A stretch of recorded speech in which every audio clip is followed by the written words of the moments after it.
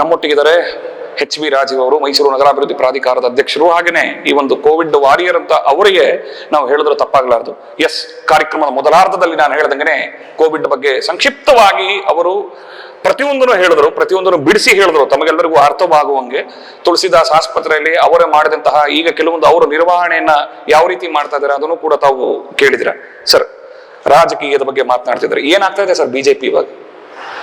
ಯಾವುದೋ ಅಲ್ಲಿಗೆ ಹೋಗ್ತಾ ಇದೆ ಅಂತ ಅನ್ಸಲ್ವಾ? ಪ್ರತಿನಿತ್ಯ ಯಾರೋ ಬಂದು ಹೇಳುವಂತಹ ಹೇಳಿಕೆಗಳು, ಮುಖ್ಯಮಂತ್ರಿಗಳು ಬದಲಾವಣೆ ಅಂತ ಒಂದು ಕಡೆ ಒಬ್ಬ ನಿಮ್ಮ ಬಿಜೆಪಿಯ ನಾಯಕರು ಹೇಳ್ತಾರೆ, ಮತ್ತೊಬ್ಬರು ಇಲ್ಲ ನಾವೆಲ್ಲರೂ ಒಟ್ಟಾಗಿದ್ದೀವಿ ಅಂತಾರೆ. ಜನಗಳಿಗೆ ಇದು ಕನ್ಫ್ಯೂಸ್ ಆಗಲ್ವಾ ಅಂತ? ಇದು ಬಿಜೆಪಿಯಲ್ಲಿ ಅತ್ಯಂತ ಪ್ರಮುಖ ನಾಯಕರು ಮತ್ತು ಭಾಜಪವನ್ನ ಆಡಳಿತಕ್ಕೆ ತಂದಂತ ನಮ್ಮ ನೆಚ್ಚಿನ ನಾಯಕರಾದಂಥ ಮಾನ್ಯ ಯಡಿಯೂರಪ್ಪನವರು ಮುಖ್ಯಮಂತ್ರಿಗಳಾಗಿ ಈ ಪೂರ್ತಿ ಅವಧಿಯನ್ನ ಮುಗಿಸ್ತಾರೆ. ಅದು ನಿಸ್ಸಂದೇಹವಾದಂಥ ವಿಚಾರ. ಇದ್ರ ನಡುವೆ ರಾಜಕಾರಣ ಅಂತಂದಾಗ ಯಾರೋ ಒಂದಷ್ಟು ಆಸೆ ಇಟ್ಕೊಂಡಿದ್ದಂಥವ್ರು ಈ ರೀತಿ ಚರ್ಚೆಗೆ ಒಳಪಡಿಸೋದನ್ನ ಮಾಧ್ಯಮಗಳು ಕೂಡ ವಿಜೃಂಭಿಸ್ತಾ ಇರತಕ್ಕಂಥದ್ರಿಂದ ಇದು ಗೊಂದಲ ಇದೆ ಅನ್ನುವಂಥದ್ದು ದೃಷ್ಟಿಯಲ್ಲಿ ಮಾಧ್ಯಮದಲ್ಲಿ ಕಾಣುತ್ತೆ ಹೊರತು, ನಾನೊಬ್ಬ ಪಕ್ಷದ ಕಾರ್ಯಕರ್ತನಾಗಿ ಸುದೀರ್ಘವಾದ 3 ದಶಕಗಳ ನನ್ನೆಲ್ಲ ಒಡನಾಟದೊಂದಿಗೆ ಇರತಕ್ಕಂಥ ನಾಯಕರ ಒಡನಾಟದೊಂದಿಗೆ ನನಗೆ ಬಂದಿರತಕ್ಕಂಥ ವಿಚಾರ, ಮಾನ್ಯ ಯಡಿಯೂರಪ್ಪನವರು ಈ ಅವಧಿಯನ್ನು ಅತ್ಯಂತ ಯಶಸ್ವಿಯಾಗಿ ಪೂರ್ಣಗೊಳಿಸಿ ಯಶಸ್ವಿ ಮುಖ್ಯಮಂತ್ರಿಗಳಾಗಿ ಅವರ ನೇತೃತ್ವದ ಮುಂದಿನ ಚುನಾವಣೆಯಲ್ಲಿ ಮತ್ತೊಮ್ಮೆ ಭಾಜಪವನ್ನು ಅಧಿಕಾರಕ್ಕೆ ಯಶಸ್ವಿಯಾಗಿ ತರ್ತಾರೆ ಅಂತ ಘಂಟಾಘೋಷವಾಗಿ ಹೇಳುವಂತ ವಿಚಾರದಲ್ಲಿ. ಮೈಸೂರಿನ ರಾಜಕೀಯ ಎಲ್ಲೋ ಒಂದ್ ಕಡೆ ಕಳೆದ 2-3 ದಿನಗಳಿಂದ ಕರ್ನಾಟಕ ರಾಜ್ಯಾದ್ಯಂತ ಸುದ್ದಿ ಆಗಿದೆ ಅಂತ ಅನ್ಸಲ್ವಾ? ಒಮ್ಮೊಮ್ಮೆ ಆಗ್ತವೆ ಈ ಅವಘಡಗಳು, ಸೃಷ್ಟಿಯಾಗ್ತವೆ. ಒಂದು ಮೈಸೂರು ನಗರವನ್ನು ನಾವು ನೋಡ್ಬೇಕಾದಂಥದ್ದು ಏನಂತಂದ್ರೆ, ಯಾರಿದ್ದಾರೆ, ಯಾರಿರೋ ಕಾರಣಕ್ಕಾಗಿ ಮೈಸೂರು ಇದೆ ಅನ್ನಕ್ಕಿಂತ ಆಚೆ ಇದೊಂದು ನಗರವನ್ನು ಉತ್ತಮವಾದ ನಗರ ಕಟ್ಟಿದಂಥ ಮಹಾರಾಜರುಗಳನ್ನ ಸದಾಕಾಲ ಅನಿಸ್ಬೇಕು. ಅವ್ರು ಯಾರು ಕೂಡ ಮೈಸೂರು ನಗರ ನಾನೇ ಕಟ್ಟಿದ್ದೀನಿ ಅಂತ ಅವರವ್ರದನ್ನೇ ಬಿಂಬಿಸ್ಕೊಳ್ಳುವಂಥ ಪ್ರಯತ್ನವನ್ನ ಎಂದೂ ಮಾಡಿದವರಲ್ಲ. ಅಂತ ಮಹಾನ್ ವ್ಯಕ್ತಿಗಳು ಕಟ್ಟಿದ ನಾಡಿನ ಊರಿನ ಫಲಾನುಭವಿಗಳು ನಾವು. ಇಂಥ ಒಂದು ಸನ್ನಿವೇಶದಲ್ಲಿ ನಮಗೆಲ್ಲರಿಗೂ ಕೂಡ ಏನಾಗಬೇಕು ಅಂದ್ರೆ, ಇವತ್ತು ಕೋವಿಡ್-19 ತುಂಬಾ ತೀವ್ರಗತಿಯಲ್ಲಿದೆ. ತೀವ್ರಗತಿಯಲ್ಲಿರೋದ್ರಲ್ಲಿ ಮೈಸೂರು ನಗರ ಬೆಂಗಳೂರನ್ನ ಹೊರತುಪಡಿಸಿದ್ರೆ ನಾವು ಮುಂಚೂಣಿಯನ್ನ ಎಂದೂ ಯಾರಿಗೂ ಬಿಡದಿಂದ ಕಾಂಪಿಟೇಷನ್ ಇರಬೇಕಾದ ಯಾವುದಿಲ್ಲ ಅಂದ್ರೆ ನೆಗೆಟಿವ್ ದರದಲ್ಲಿ ಕಾಂಪಿಟೇಷನ್ ಇರಬೇಕಿತ್ತು, ಪಾಸಿಟಿವ್ ಉಳಿಸ್ಕೊಳ್ಳೋದ್ರಲ್ಲಿ ಕಾಂಪಿಟೇಷನ್ ಇರತಕ್ಕಂಥ ವೈಫಲ್ಯತೆಗಳನ್ನ ಒಂದಷ್ಟು ಚರ್ಚೆಗಾಗಿವೆ. ಮನ್ಸು ಬಿಚ್ಚಿ ಮಾತಾಡಿದ್ದಾರೆ. ಅದನ್ನ ಮನ್ಸು ಬಿಚ್ಚಿ ಮಾತಾಡೋದನ್ನ ಯಾರೋ ಒಬ್ರು ನಾನೇ ಮಾಡ್ತಾ ಇದ್ದೇನೋ ಅಂತ ಭಾವನೆಯಲ್ಲಿ ಇದೆ ಏನೋ ಅಂತ ಭಾವನೆಯಲ್ಲಿ ಮತ್ತಾರೋ ಹೇಳಿದ್ರು ಅನ್ನೋಂಥ ವಿಚಾರಗಳಿಟ್ಕೊಂಡು ಮಾತಾಡಿದ್ದಾರೆ. ಎಲ್ಲಕ್ಕಿಂತ ಹೊರತಾಗಿ ಇಂದಿಗೂ ಕೂಡ ಮೈಸೂರಿನಲ್ಲಿ ಕೋವಿಡ್-19 ಪಾಸಿಟಿವ್ನೆಸ್ ಅನ್ನ ಇಳಿಸುವಷ್ಟೇ ಹೋರಾಟಕ್ಕೆ ಜಿಲ್ಲಾಡಳಿತ ಗಮನ ಕೊಡುತ್ತೆ. ಮುಂದಿನ ದಿನಗಳಲ್ಲಿ ಇಂದಿನದು ಎಲ್ಲನೂ ಮರೆತು ಪಾಸಿಟಿವ್ ಹೋಗಿ ನೆಗೆಟಿವ್ ಕೋವಿಡ್ಲಿ ಬಂದ್ರೆ ಬೇರೆಲ್ಲ ಪಾಸಿಟಿವ್ಗಳು ತಾನೇ ಮೇಲಕ್ಕೆ ಹೋಗ್ತವೆ. ಅಂತ ದಿನಕ್ಕಾಗಿ ಇವತ್ತು ಬಂದಿದೆ. ಅದು ಒಳ್ಳೆ ದಿನ. ನಿನ್ನೆ ಮಾನ್ಯ ಮುಖ್ಯಮಂತ್ರಿಗಳ ಆದೇಶದಿಂದ ಬಂದಿದೆ, ಅದು ಸರಿ ಹೋಗುತ್ತೆ ಅಂತ ನಾನು. ಕರ್ನಾಟಕದಲ್ಲಿ ಭಾಜಪಾ ಸರ್ಕಾರ ಕೋವಿಡ್ ನಿರ್ವಹಣೆಯಲ್ಲಿ ಎಡವಿದೆ ಅಂತ ವಿರೋಧ ಪಕ್ಷಗಳ ಟೀಕೆ. ಕೋವಿಡ್ ನಿರ್ವಹಣೆಯನ್ನ ಯಾವುದೇ ಸರ್ಕಾರ ನಿಭಾಯಿಸ್ತಾ ಇಲ್ಲ. ಇದು ಕರ್ನಾಟಕದಲ್ಲಿ ಬಿಜೆಪಿ ಸರ್ಕಾರ ಇದೆ, ಮಾನ್ಯ ಯಡಿಯೂರಪ್ಪನವ್ರ ನೇತೃತ್ವದ ಸರ್ಕಾರ ಇದೆ, ಭಾರತದಲ್ಲಿ ನರೇಂದ್ರ ಮೋದಿ ಅವರ ಸರ್ಕಾರ ಇದೆ ಅನ್ನೋದಕ್ಕೆ ಅಟ್ಟಿಗೆ ಸೀಮಿತವಾಗಿಲ್ಲ. ಪ್ರಪಂಚದಲ್ಲಿ ಮುಂಚೂಣಿಯಲ್ಲಿರ್ತಕ್ಕಂಥ ರಾಷ್ಟ್ರಗಳು ಇವತ್ತು ಕೋವಿಡ್ ಅನಿರೀಕ್ಷಿತವಾಗಿ ಬಂದಂತ ಇದಕ್ಕೆ ಇನ್ನು ಟ್ರೀಟ್ಮೆಂಟ್ ಸಂಶೋಧನೆ ಹಂತದಲ್ಲಿರ್ತಕ್ಕಂಥದ್ದಕ್ಕಾಗಿ ಏನೂ ಮಾಡೋಕ್ಕಾಗದೆ ಕೈ ಚೆಲ್ಲಿದಂಥ ಸನ್ನಿವೇಶದಲ್ಲಿ ಕರ್ನಾಟಕ ಅಷ್ಟೇ ಅಲ್ಲ, ಪಕ್ಕದಲ್ಲಿ ತಮಿಳುನಾಡಲ್ಲಿ ಬೇರೆ ಪಕ್ಷದ ಆಡಳಿತ ಇದೆ, ಕೇರಳದಲ್ಲಿ ಬೇರೆ ಪಕ್ಷದ ಆಡಳಿತ ಇದೆ, ಪಂಜಾಬ್ನಲ್ಲಿ ಬೇರೆ ಪಕ್ಷದ ಆಡಳಿತ ಇದೆ, ಮಹಾರಾಷ್ಟ್ರದಲ್ಲಿ ಬೇರೆ ಪಕ್ಷದ ಆಡಳಿತ ಇದೆ. ಯಾರೂ ಇದಕ್ಕೆ ಹೊರತಲ್ಲ. ಅದಕ್ಕೆ ಅತ್ಯುತ್ತಮವಾಗಿ ಕೆಲಸ ಇರ್ತಕ್ಕಂಥ ಯಡಿಯೂರಪ್ಪನವ್ರನ್ನ ಬೆರಳು ತೋರಿಸೋದು ಅರ್ಥ ಇಲ್ಲ. ಒಂದ್ ಬೆರಳು ಯಡಿಯೂರಪ್ಪನವ್ರು ತೋರಿಸಿದ್ರೆ 4 ಬೆರಳು ನಮ್ಮನ್ನು ನೋಡ್ತಾ ಇವೆ ಅನ್ನೋದನ್ನು ಕೂಡ ಯಾರು ತೀಕ್ಷ್ಣವಾದಂತ ಈ ತರ ಮಾತಾಡ್ತಾರೋ ಅವ್ರು ಗಮನಿಸಿದ್ರೆ ಒಳ್ಳೇದು ಅನ್ಸುತ್ತೆ. ಯಾರು ಮಾತಾಡ್ತಾರೋ ಅವರ ಪಕ್ಷದ ಆಡಳಿತದಲ್ಲಿರ್ತಕ್ಕಂಥಕ್ಕೆ ಉತ್ತಮವಾಗಿ ಕರ್ನಾಟಕ ಕೆಲಸ ಮಾಡ್ತಾ ಇದೆ ಅನ್ನೋದನ್ನ ಅವರ ಆತ್ಮ ಹೇಳ್ತಾ ಇದೆ ಅನ್ನೋದು ನಮ್ಗೆಲ್ರಿಗೂ ಅರ್ಥ ಆಗ್ತಾ ಇದೆ. ಇದು ನನ್ನ ಉತ್ತರ ಆಗಿದೆ. ಒಂದು ಕಡೆ ಸರ್ ಇಷ್ಟೆಲ್ಲ ನಡೀತಾ ಇರ್ಬೇಕಾದ್ರೆ ಮತ್ತೊಂದು ಕಡೆ ಕೋವಿಡ್ ನಲ್ಲಿ ಪ್ರತಿನಿತ್ಯ ಜನಗಳು ಏನು ಇವತ್ತು ಯಾರು ದಡ್ಡರಲ್ಲ, ಪ್ರತಿನಿತ್ಯ ವಾಹಿನಿ ಮತ್ತೆ ಪತ್ರಿಕೆಗಳಲ್ಲಿ ಏನೇನ್ ನಡೀತಾ ಇದೆ ಸರ್ಕಾರದಲ್ಲಿ ಎನ್ನುವಂಥದ್ದನ್ನು ನೋಡ್ತಾ ಇರ್ತಾರೆ. ಇತ್ತೀಚೆಗೆ ನಿನ್ನೆ ಮೊನ್ನೆ ನಡೆದಂತಹ ಬೆಳವಣಿಗೆ, ಮೈಸೂರಲ್ಲಾದಂತಹ ಬೆಳವಣಿಗೆ, ಮುಂದೆ ಇಷ್ಟೆಲ್ಲ ನೋಡ್ತಾ ಇರ್ಬೇಕಾದ್ರೆ ಹೌದು ಪುನಃ ನೆಕ್ಸ್ಟ್ ಕೂಡ ಬಿಜೆಪಿನೇ ಬರಬೇಕು, ಯಡಿಯೂರಪ್ಪನವರ ಸರ್ಕಾರನೇ ಬರಬೇಕು ಅಂತ ಜನ ಅನ್ಕೋತಾರ ಅಂತ? ಸಾಮಾನ್ಯ ಜನರಿಗೆ ಗೊತ್ತಿದೆ ಸರ್ಕಾರದ ಯೋಜನೆಗಳು ಕೋವಿಡ್ ಕಾರಣಕ್ಕಾಗಿ ಒಂದಷ್ಟು ಆದ್ಯತೆ ಮೇಲೆ ತಗೊಳ್ಳೋಕ್ಕಾಗದೆ ಹೋದ್ರು ಕೂಡ ಕೋವಿಡ್ ನಿರ್ವಹಣೆಗೆ ಆದ್ಯತೆ ಆದ್ಮೇಲೆ ಮತ್ತೆ ಅಭಿವೃದ್ಧಿ ಪರವಾದಂಥ ಕೆಲಸಗಳನ್ನ ತಗೋತಾರೆ. ಸರ್ಕಾರ ಯಾವ ಸನ್ನಿವೇಶದಲ್ಲಿ ಯಾವುದಕ್ಕೆ ಆದ್ಯತೆ ಕೊಡಬೇಕು ಅನ್ನುವಂಥ ವಿಚಾರಗಳನ್ನ ಇಟ್ಟು ಮಾಡ್ತಾ ಇದೆ. ನಮ್ಮ ನಿರೀಕ್ಷೆಗಳು 1000 ಇರಬಹುದು, ಆದರೆ ವರ್ಟಿಕಲ್ ಆಗಿ ಕೋವಿಡ್ ಬಂದಂಥ ಸನ್ನಿವೇಶದಲ್ಲಿ ಆಸ್ಪತ್ರೆಗಳ ಮೂಲ ಸೌಲಭ್ಯಗಳನ್ನ ವಿಸ್ತರಿಸಿರ್ತಕ್ಕಂಥ ಪ್ರಮಾಣ ಮತ್ತು ವೇಗವನ್ನು ನಾವು ಗಮನಿಸಬೇಕಾಗಿದೆ. ಇಷ್ಟು ದೊಡ್ಡ ಸಂಖ್ಯೆ 95% ಜನ ಕೋವಿಡ್ ಬಂದಂಥವರು ಗುಣಮುಖರಾಗಿ ಬಂದಿರತಕ್ಕಂಥದ್ದನ್ನ ಗಮನಿಸಬೇಕಾಗಿದೆ. ಆ ಮಧ್ಯದಲ್ಲಿ ಆ ಕ್ಷಣದಲ್ಲಿ ಬೆಡ್ ಸಿಕ್ಕಲಿಲ್ಲ, ಅವತ್ತು ಆಕ್ಸಿಜನ್ ಬೆಡ್ ಸಿಕ್ಕಲಿಲ್ಲ, ಅವತ್ತು ICU ಸಿಕ್ಕಲಿಲ್ಲ ಅನ್ನೋದಿದೆ. ICU ಪ್ರಮಾಣ ಈ ದೇಶದಲ್ಲಿ ಇದುವರೆಗೆ ಮೋದಿಯವರು ಬರುವವರೆಗೆ ಬರೀ 10ರಿಂದ 12 ಸಾವಿರ ಇತ್ತು. ಈಗ ಅದನ್ನು 1 ಲಕ್ಷಕ್ಕೆ ಅದನ್ನು ವಿಸ್ತರಿಸಲಾಗಿದೆ. ಇದನ್ನೆಲ್ಲ ಕೂಡ ಗಮನಿಸಬೇಕಾಗಿದೆ. ಮುಂದೆ ಇಷ್ಟೇ 1 ಲಕ್ಷದಷ್ಟು ಪ್ರಮಾಣ ಬೇರೆ ಸನ್ನಿವೇಶದಲ್ಲಿ ಉಪಯೋಗ ಬರದೇನೂ ಇರ್ಬೋದು, ಆದರೆ ಒಂದು ದೇಶವಾಗಿ ಇದನ್ನ ಸಜ್ಜುಗೊಳಿಸುವ ದೃಷ್ಟಿಯಲ್ಲಿ ಆಕ್ಸಿಜನೇಟೆಡ್ ಬೆಡ್ಗಳನ್ನ ಜಾಸ್ತಿ ಮಾಡುವಂಥ ವಿಚಾರದಲ್ಲಿ ಮುಂಚೂಣಿಯಲ್ಲಿ ಕರ್ನಾಟಕದ ರಾಜ್ಯ ಸರ್ಕಾರ ಕೆಲಸ ಮಾಡ್ತಿದೆ. ಅದಕ್ಕೆ ಯಾರೇ ಈ ಸನ್ನಿವೇಶ ಮಾತಾಡಿದ್ರು ಕೂಡ ನಾಳೆ ನಡೆಸುವ ರೀತಿ ಜನರಿಗೆ ಅರ್ಥ ಆಗುತ್ತೆ. ಹಾಗಾಗಿ ಅದು ಬೆಂಬಲ ಮುಂದುವರಿಯುತ್ತೆ ಅನ್ನುವಂಥ ವಿಚಾರ ಮತ್ತು ವಿಶ್ವಾಸ. ಯಾಕೆಂದ್ರೆ ಒಂದು ಕಡೆ ರಾಜ್ಯ ಸರ್ಕಾರದಲ್ಲಿ ಬೇರೆ ರಾಜ್ಯಗಳನ್ನ ನಾವು ಮಾದರಿಯಾಗಿ ಅಥವಾ ಬೇರೆ ರೀತಿ ತಗೊಳ್ಳೋದಕ್ಕಿಂತ ಬಿಟ್ಟು ನಮ್ಮ ರಾಜ್ಯದ ಕರ್ನಾಟಕದ ಬಗ್ಗೆ ಮಾತನಾಡಿದ್ರೆ ಕರ್ನಾಟಕದಲ್ಲಿ ಭಾಜಪ, ಕೇಂದ್ರದಲ್ಲಿ ಭಾಜಪ, ಆಕ್ಸಿಜನ್ಗೋಸ್ಕರ ಕೋರ್ಟ್ ಮೆಟ್ಲೇರ್ಬೇಕಾ ಸರ್ಕಾರ ಅಂತ. ಒಂದು ದೇಶವನ್ನ ಸಮರ್ಪಕವಾಗಿ ನೋಡಬೇಕಾದಂತ ಒಟ್ಟಾರೆ ಸಮತೋಲನದಿಂದ ನೋಡಬೇಕಾದಂತ ವಿಚಾರ ಕೇಂದ್ರ ಸರ್ಕಾರದಿರುತ್ತೆ. ಮಹಾರಾಷ್ಟ್ರದಲ್ಲಿ ತುಂಬಾ ಪೀಕ್ ಇದ್ದಂಥ ಸನ್ನಿವೇಶದಲ್ಲಿ ಮಹಾರಾಷ್ಟ್ರದಂಥ ರಾಜ್ಯ ಭಾರತದ ಒಂದು ಭಾಗವಾಗಿ ಅದಕ್ಕೆ ಎಷ್ಟೋ ಪ್ರಪೋರ್ಷನ್ ಆಕ್ಸಿಜನ್ ಇಲ್ಲಿ ಕೊಡ್ತಾ ಇದ್ರು ಅಂತ ಅನ್ಕೊಳ್ಳೋಣ. ಅದು ತತ್ಕ್ಷಣಕ್ಕೆ ಇಲ್ಲ ಇದು ಕರ್ನಾಟಕದಲ್ಲಿ ಜಾಸ್ತಿ ಆಗ್ಬಿಡುತ್ತೆ ಇವತ್ತಿಂದ, ಅದೆಲ್ಲ ರಾಜ್ಯಗಳಿಗೆ ಕೊಡೋದನ್ನ ನಾವು ನಿಲ್ಲಿಸ್ಬಿಟ್ಟು ನಾವು ಮಾತ್ರ ಉಪಯೋಗಿಸ್ಬೇಕು ಅನ್ನೋದು ಫೆಡರಲ್ ಸಿಸ್ಟಮ್ ಅಲ್ಲಿ ಆಗೋದಿಲ್ಲ. ಫೆಡರಲ್ ಸಿಸ್ಟಮ್ ಅಲ್ಲಿ ಎಲ್ಲರೂ ಕೂಡ ಇರುವಂಥದ್ದನ್ನು ಹಂಚ್ಕೊಂಡು ಬೇರೆಯವ್ರ ಹತ್ರ ಇರೋದನ್ನ ನಮಗೆ ಬೇಕಾದನ್ನ ಪಡ್ಕೊಂಡು ಒಟ್ಟು ಒಕ್ಕೂಟ ವ್ಯವಸ್ಥೆಯಲ್ಲಿ ನಾವು ಹೋಗಬೇಕಾಗಿದೆ ಅಂತ ಒಂದು ನಿರ್ಣಯ ಆಗಿದೆ. ಏರಿಕೆಯ ಪ್ರಮಾಣ ವರ್ಟಿಕಲ್ ಆಗಿ 1:50 ಟೈಮ್ಸ್ ಆದಾಗ ಪ್ರೊಡಕ್ಷನ್ನ ಸ್ಕೇಲ್ ಅಪ್ ಮಾಡಬೇಕಾಗಿದೆ. ಇವತ್ತು ವ್ಯಾಕ್ಸಿನೇಷನ್ಗೆ ನಾವು ಪ್ರಾರಂಭದಲ್ಲಿ ಏನು ಯೋಚನೆ ಮಾಡಿದ್ವೋ ಜನನೇ ಬರದೆ ಹೋದ್ರೆ ವ್ಯಾಕ್ಸಿನೇಷನ್ ಒಂದು ಲಿಮಿಟೆಡ್ ಪೀರಿಯಡ್ ಇಟ್ಕೊಳ್ಳೋಕೆ ಸಾಧ್ಯ ಇರುತ್ತೆ, ಆಮೇಲೆ ಅದು ವೇಸ್ಟ್ ಆಗುತ್ತೆ. ಅದ್ರ ಹಣ ವ್ಯಯ ಒಂದ್ ಕಡೆ, ಅದ್ರ ಸದುಪಯೋಗ ಆಗದೆ ಇನ್ನೊಂದು ಕಡೆ ಇರುತ್ತೆ. ಈಗ ಅದ್ರ ಬಗ್ಗೆ ತೀವ್ರವಾದ 2ನೇ ಅಲೆ ಹೆದರಿಕೆ ನಂತರ ಜನ ತುಂಬಾ ಪ್ರೇರಿತರಾಗಿ ಮುಂದೆ ಬರ್ತಿರೋದ್ರಿಂದ ಅದು ವಾಸ್ಟ್ ಸ್ಕೇಲ್ ಅಲ್ಲಿ ಪ್ರೊಡಕ್ಷನ್ಗಳನ್ನ ತುಂಬಾ ಸೆಂಟರ್ಗಳಲ್ಲಿ ಮಾಡೋಕ್ಕೂ ಕೂಡ ಕೇಂದ್ರ ಸರ್ಕಾರ ತತ್ಕ್ಷಣ ಪರವಾನಗಿಯನ್ನು ನೀಡಿದೆ. ಅವೆಲ್ಲ ವಾಸ್ಟ್ ಪ್ರೊಡಕ್ಷನ್ ಆಗಿ ಡಿಸೆಂಬರ್ ಒಳಗೆ ಈ ದೇಶದ ಪ್ರತಿಯೊಬ್ಬ ಪ್ರಜೆಗೂ ಕೂಡ 2 ಡೋಸ್ ಅನ್ನು ಕೊಡ್ತೀವಿ ಅನ್ನುವಂಥ ದೇಶದ ಪ್ರಧಾನಿಗಳ ಮಾತು ತುಂಬಾ ವಿಶ್ವಾಸದ ಮಾತಾಗಿತ್ತು ಅಂತ ನಂಗೆ ಸಂತೋಷ ಆಗ್ತಾ ಇದೆ. ಒಂದ್ ಕಡೆ ರೇಣುಕಾಚಾರ್ಯ, ಒಂದ್ ಕಡೆ CP ಯೋಗೇಶ್ವರ್, ಯಡಿಯೂರಪ್ಪನವ್ರನ್ನ ಎಲ್ಲರೂ ಎಳೆದಾಡ್ತಾ ಇದಾರ ಅಂತ. ಏನಿಲ್ಲ, ಇದು ಒಂದು ಕುಟುಂಬದಲ್ಲಿ ನಡೆಯುವಂತ ಮಾತುಗಳು ನಡೀತಾ ಇರ್ತವೆ. ಅಲ್ಲ, 65 ಜನ ಶಾಸಕರು ಸಹಿ ಮಾಡಿದ್ದಾರೆ ಅಂತ ಮಾಧ್ಯಮದ ಮುಂದೆ ರೇಣುಕಾಚಾರ್ಯ ಅವರು ಹೇಳ್ತಾರೆ. ಮತ್ತೆ ಅದೇ ರೇಣುಕಾಚಾರ್ಯ ಅವರು ತಟಸ್ಥರಾಗ್ತಾರೆ. ಮತ್ತೊಮ್ಮೆ ಯಡಿಯೂರಪ್ಪನವರು ಹೇಳ್ತಾರೆ ಯಾರು ಕೂಡ ಬೆಂಗಳೂರಿಗೆ ಬರಬಾರ್ದು, ನಿಮ್ಮ ಜಿಲ್ಲೆಯಲ್ಲಿ ನೀವು ಕೆಲಸ ಮಾಡ್ಕೊಂಡಿರಿ ಅಂತ. ಒಟ್ಟೆಲ್ಲ ಈ ಬೆಳವಣಿಗೆಗಳನ್ನ ನೋಡ್ತಾ ಇದ್ರೆ ಇದನ್ನೆಲ್ಲದೂ ಆಹಾರ ಆಗಲ್ವಾ ವಿರೋಧ ಪಕ್ಷಗಳಿಗೆ ಅಂತ. ರಾಜಕಾರಣದ ಮತ್ತು ರಾಜಕೀಯ ಪಕ್ಷಗಳಲ್ಲಿ ಈ ತರ ವಿಚಾರಗಳು ಮಧ್ಯ ಕೆಲವರಿಂದ ಬರ್ತಾ ಇರ್ತವೆ. ಅದನ್ನೆಲ್ಲ ಸೂಕ್ತವಾಗಿ ರಾಜ್ಯ ನಾಯಕತ್ವ ನಿಭಾಯಿಸುತ್ತೆ. ಮತ್ತೊಮ್ಮೆ ನಾನು ಮೈಸೂರು ವಿಚಾರ ಬರೆದಾದ್ರೆ IAS ಅಧಿಕಾರಿಗಳ ಜಟಾಪಟಿಗೆ ಕಾರಣರಾದಂತಹ ಮೈಸೂರು, ಅದರಲ್ಲಿ ಭೂಮಾಫಿಯಾ ಅಡಗಿದೆ ಎನ್ನುವಂತಹ ಮಾತು ಸಾಮಾಜಿಕ ಜಾಲತಾಣಗಳಲ್ಲಿ ಸಾಕಷ್ಟು ಕೇಳಿ ಬರ್ತಿತ್ತು. ಏನಂತೀರ ಸರ್, ಭಾಜಪದ ಒಬ್ಬ ಪ್ರಬುದ್ಧ ರಾಜಕಾರಣಿಯಾಗಿ ಭೂಮಾಫಿಯಾ ಇದೆಯಾ? ಅದು ಯಾವುದೇ ಕಾರಣಕ್ಕೂ ಈ ಒಂದು ವರ್ಗಾವಣೆಗೂ ಅದಕ್ಕೂ ಯಾವ ಸಂಬಂಧ ಇಲ್ಲ. ಒಂದು ಯಾವುದೇ ಅಧಿಕಾರಿ, ಈ ಅಧಿಕಾರಿ ಹೋದ ತಕ್ಷಣ ಭೂಮಾಫಿಯಾ ನಿಂತೋಗುತ್ತೆ, ಯಾವುದೋ ಒಂದು ಅಕ್ರಮ ಆಗಿದ್ದು ಹಾಗೆ ಸೆಟ್ರೈಟ್ ಆಗುತ್ತೆ ಅನ್ನೋಂಥ ಮನೋಭೂಮಿಕೆಯಿಂದ ಎಲ್ಲರೂ ಈಚೆ ಬರಬೇಕು. ಯಾವುದೇ ಅಕ್ರಮ ಮಾಡಿದಂಥವ್ರು ಯಾವತ್ತು ಬೇಕಾದ್ರು ಯಾರು ಬೇಕಾದ್ರು ಯಾವುದೇ ಅಧಿಕಾರಿ ಯಾವುದೇ ಸನ್ನಿವೇಶದಲ್ಲಿ ತನಿಖೆ ಮಾಡ್ಬೋದು. ಅಕ್ರಮ ಮಾಡಿದಂಥವ್ರು ಶಿಕ್ಷೆ ಆಗುತ್ತೆ, ಅದು ಒಂದು ಭಾಗ. ಆದರೆ ಇವತ್ತಿನ ತುರ್ತು ಸನ್ನಿವೇಶದ ವಿಚಾರ ಏನಿತ್ತು ಅಂತಂದ್ರೆ COVID-19 ಉತ್ತುಂಗದಲ್ಲಿದ್ದಂಥ ಸನ್ನಿವೇಶದಲ್ಲಿ ಜನರ ಜೀವವನ್ನ ಕಾಪಾಡಬೇಕಾದಂಥ ಜಿಲ್ಲಾಡಳಿತ ನಮಗೆ ದೇಶದ ಮೇಲೆ ಪಾಕಿಸ್ತಾನದವ್ರು ಒಂದ್ ಕಡೆ ಎರಗಿದ್ದಾರೆ ಎಂದಾಗ ನಮ್ಮೂರು ಸಣ್ಣ ರೌಡಿ ಮಟ್ಟ ಹಾಕೋಕ್ ನಾನು ಗಮನ ಕೊಡ್ತಾ ಇದ್ದೆ, ಅದಕ್ಕಾಗಿ ಏನೋ ಆಯ್ತು ಅನ್ನುವಂಥ ಈ ಕಾರಣಗಳು ಕ್ಷುಲ್ಲಕ ಅನ್ಸುತ್ತೆ. ನನಗನ್ಸೋದು COVID-19 ಯಶಸ್ವಿಯಾಗಿ 0ಗೆ ತಂದಿದ್ದೀನಿ. ನಾನು ರಾಜ್ಯದಲ್ಲಿ ಮೊದಲನೇ ಜಿಲ್ಲೆಯಾಗಿ ನಾನು ಇಷ್ಟು ಕಡಿಮೆ ಮಾಡಿದ್ದೆ, ನನ್ನ ಯಶಸ್ಸಿದು ಅನ್ನುವಂತ ಹೇಳುವಂತ ಕೆಲಸಗಳಿಗೆ ನಮ್ಮ ಯಶಸ್ಸು ಅನ್ನುವಂತ ಹೇಳಿದ್ರೆ ಗೌರವ ಜಾಸ್ತಿ ಬರ್ತಿತ್ತು. ಯಾವ ವ್ಯಕ್ತಿನೂ ನಾನೊಬ್ಬ ಏನ್ ಮಾಡ್ತೀನಿ ಅನ್ಕೊಂಡ್ರೆ ಭ್ರಮೆನೇ ಹೊರತು ಬೇರೆ ಏನಾಗಲ್ಲ.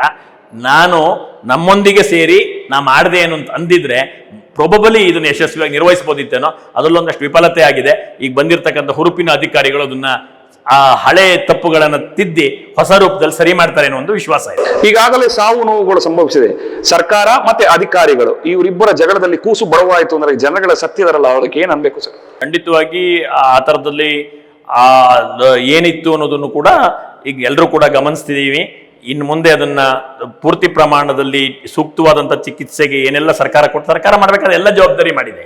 ಅದಕ್ಕೆ ಬೇಕಾದಂಥ ಔಷಧೋಪಚಾರ ಕೊಟ್ಟಿದೆ, ಆಸ್ಪತ್ರೆಗಳನ್ನ ಮೇಲ್ದರ್ಜೆಗೇರಿಸಕ್ಕೆ ಮಾಡಿದೆ, ಬೆಡ್ಗಳ ಸಂಖ್ಯೆ ಜಾಸ್ತಿ ಮಾಡಕ್ಕೆ ಮಾಡಿದೆ, ಎಲ್ಲವನ್ನ ಮಾಡಿದೆ. ಅದ್ರ ನಡುವೆ ಆಗಿರ್ತಕ್ಕಂಥದ್ದು ಏನು ವಿಚಾರ ಇದೆಯೋ ಅದನ್ನು ಸರಿಪಡಿಸೋಕೆ ಮುಂದಿನ ದಿನಗಳಲ್ಲಿ ಕ್ರಮ ಆಗುತ್ತೆ. ಈಗಾಗಲೇ ಅನೇಕ ಜನರು ಸತ್ತಿದ್ದಾರೆ ಸರ್, ಚಾಮರಾಜನಗರದಲ್ಲಾಗಿರ್ಬೋದು, ಮೈಸೂರಿನಲ್ಲಾಗಿರ್ಬೋದು, ಏನು ಹೊರತೇನಿಲ್ಲ. ಅವ್ರಿಗೇನು ಸರ್ಕಾರದಿಂದ ಏನಾದ್ರು ಪರಿಹಾರ ಇದೆಯಾ ಅಂತ? ಯಾಕೆಂದ್ರೆ ತಾನು ಮಾಡಿಲ್ದಿರೋ ತಪ್ಪುಗಳಿಗೆ ತಾನೇ ಅನುಭವಿಸಿದಾನೆ. ಈಗಾಗಲೇ ಸರ್ಕಾರ ಅದಕ್ಕೆ ತನಿಖೆ ವಹಿಸಿದೆ, ತನಿಖೆ ವರದಿ ಬರುತ್ತೆ, ಯಾರು ತಪ್ಪಿತಸ್ಥರು ಯಾರು ಸರಿ ಅನ್ನೋದು ಗೊತ್ತಾಗುತ್ತೆ, ಅದ್ರ ಮೇಲೆ ಕ್ರಮ ಆಗುತ್ತೆ. ಯಾರು ಅನಾಮಿಕ ವ್ಯಕ್ತಿಗಳು ಯಾವುದೋ ಏನೂ ತಪ್ಪು ಮಾಡದಂಥವ್ರು ಅಮಾಯಕರು ಸತ್ತಿದ್ರೆ ಅದಕ್ಕೂ ಕೂಡ ಆ ಸನ್ನಿವೇಶದಲ್ಲಿ ಆ ವರದಿಗಳ ಆಧಾರದ ಮೇಲೆ ತೀರ್ಪಾಗಿದೆ.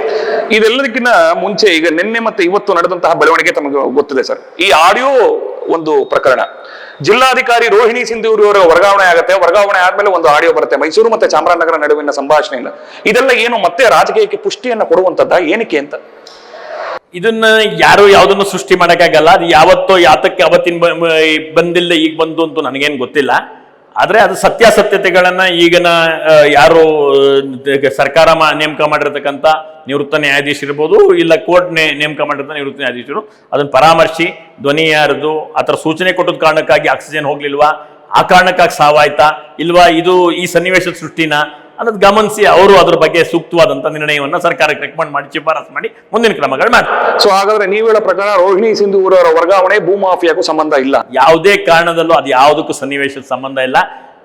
COVID-19 ಏನು ಇನ್ನೂ 1200 ಆಜುಬಾಜಿನಲ್ಲಿ ಇದೆಯೋ ಅದನ್ನ ಇನ್ನಷ್ಟು ವೇಗವಾಗಿ ಇಳಿಸಬಹುದಿತ್ತು, ಅದನ್ನು ಇಳಿಸ್ಲಿ ಅನ್ನುವಂಥ ಕಾರಣಕ್ಕಾಗಿ ಹಾಕಿದ್ದಾರೆ ಅಂತ ನಾನು ಭಾವಿಸ್ತೀನಿ. RSS ನ ಶಿಸ್ತಿನ ಸಿಪಾಯಿ, ತದನಂತರ ಭಾಜಪದ ಮುಖಂಡ, ತದನಂತರ ಮೈಸೂರು ನಗರಾಭಿವೃದ್ಧಿ ಪ್ರಾಧಿಕಾರದ ಅಧ್ಯಕ್ಷ, ಮುಂದೆ ಶಾಸಕನ ಎಚ್ ಬಿ ರಾಜ ಕೆಲಸ ಮಾಡೋದಷ್ಟೇ ನಮಗೆ ಸೇರಿದ್ದು. ಯಾವ್ಯಾವ ಸನ್ನಿವೇಶದಲ್ಲಿ ಏನೇನು ಬರ್ತವೋ ಅದನ್ನು ಸ್ವೀಕರಿಸಿ ಆ ಶಕ್ತಿಯನ್ನು ಸಮಾಜಕ್ಕೆ ಮತ್ತಷ್ಟು ಕೆಲಸ ಮಾಡೋದಷ್ಟೇ ನಮ್ಮ ಮುಂದಿನ ಗುರಿ, ಸದಾಕಾಲದ ನಡೆ. ಒಟ್ಟಿನಲ್ಲಿ ಶಾಸಕರ ಆಕಾಂಕ್ಷಿ ಪಟ್ಟಿಯಲ್ಲಿ ತಾವಿದ್ದೀರಿ. ಹಾಗಾದ್ರೆ ಈಗ ಪ್ರಾಧಿಕಾರದ ಅಧ್ಯಕ್ಷರಾಗಿ ಮಾನ್ಯ ಯಡಿಯೂರಪ್ಪನವರು ನೇಮಿಸಿದ್ದಾರೆ. ಮಾನ್ಯ ಉಸ್ತುವಾರಿ ಸಚಿವರು ಪೂರ್ತಿ ಪ್ರಮಾಣದ ಜೊತೆಗೆ ಹೆಜ್ಜೆಗಳಾಗ್ತದೆ. ಪ್ರಾಧಿಕಾರದ ಸದಸ್ಯರುಗಳೆಲ್ಲ ಜೊತೆಗೆ ನಿಂತು ಒಳ್ಳೆಯ ಕೆಲಸಗಳನ್ನ ಮಾಡಿಕೊಟ್ಟಿದ್ದಾರೆ. ಹಾಗಾಗಿ ಏನೆಲ್ಲ ಕಾರ್ಯಗಳನ್ನ ಮಾಡ್ತಿದ್ದೀನಿ ಅಂತ ಸಮಾಜಕ್ಕೆ ಗೊತ್ತಿದೆ, ನಿಮ್ಗೆ ಗೊತ್ತಿದೆ. ಹಂಗೆ ಅವಕಾಶಗಳು ಬಂದರೆ ಮತ್ತಷ್ಟು ಕೆಲಸ ಮಾಡೋದು ಒಬ್ಬ ಮನುಷ್ಯನ ಮನೋಬಯಕೆ ಆಗಿರುತ್ತದೆ. ನಾನು ಅದೇ ಮನೋಬಯಕೆ ಇಟ್ಟವನು ಒಬ್ಬ ಅಷ್ಟೇ. ಯಾಕೆಂದ್ರೆ ಮಾನ್ಯ BS ಯಡಿಯೂರಪ್ಪ ಅವರ ಪಟ್ಟ ಅನುಯಾಯಿ ತಾವು ಅಂದ್ರೆ ತಪ್ಪಾಗ್ಲಾರ್ದು. ಅವ್ರು KJP ಪಕ್ಷ ಬದಲಾವಣೆ ಆದಾಗಲೂ ತಾವು ಅವ್ರ ಜೊತೆ ಇಲ್ಲಿದ್ರಿ, ಪುನಃ ವಾಪಸ್ ಭಾಜಪಕ್ಕೆ ಬಂದಾಗಲೂ ತಾವು ಅವ್ರ ಜೊತೆ ಇಲ್ಲಿದ್ರಿ. ಇಷ್ಟೆಲ್ಲ ಮಾಡಿದಾಗ ಅವ್ರಿಗೆ ಅನ್ಸುತ್ತಾ ನಾನು ರಾಜೀವ್ ಅವರು ಅಥವಾ ನನ್ನ, ಯಾಕೆಂದ್ರೆ ಯಡಿಯೂರಪ್ಪನವರು ಒಂದು ಮಾತಿದೆ, ಯಡಿಯೂರಪ್ಪನವರು ಒಂದು ಮಾತು ಕೊಟ್ರೆ ಆ ಮಾತನ್ನ ಯಾವತ್ತೂ ಅವರು ತಪ್ಪಲ್ಲ ಅನ್ನುವಂಥದ್ದು ಇಡೀ ಪಕ್ಷದಲ್ಲಿ ಮತ್ತೆ ಬೇರೆ ಕಡೆನೂ ಮಾತಿದೆ. ಹಾಗಂತ ರಾಜೀವ್ ಅವ್ರನ್ನ ಅವ್ರು ಏನಾದ್ರು ಇನ್ನೂ ಮೇಲೆ ಎತ್ತಬೇಕು ಅನ್ನುವಂಥದ್ದು ಮನಸ್ಥಿತಿ ಅವ್ರು ಇದ್ದಾರೆ. ಈಗಾಗಲೇ ನನ್ನ ಕೆಲಸ ಮತ್ತೆ ನನ್ನ ಚಟುವಟಿಕೆ ಸಂಘಟನೆ ಎಲ್ಲನೂ ಗಮನಿಸಿ ಮೈಸೂರು ನಗರಾಭಿವೃದ್ಧಿ ಪ್ರಾಧಿಕಾರ ಅಧ್ಯಕ್ಷನ ಕೆಲಸ ಜವಾಬ್ದಾರಿ ಕೊಟ್ಟಿದ್ದಾರೆ. ಅದನ್ನು ನಾನು ಯಶಸ್ವಿಯಾಗಿ ನಿರ್ವಹಣೆ ಮಾಡಿದ್ರೆ ಖಂಡಿತವಾಗಿ ಅವ್ರು ಚಿಂತೆ ಮಾಡೋರು ಇರ್ತಾರೆ. ನಿಮ್ಮ ಪಕ್ಷದ ಅನೇಕ ನಾಯಕರು ವಿಜಯೇಂದ್ರ ಸೂಪರ್ CM ಅಂತಾರೆ, ಯಾಕೆ?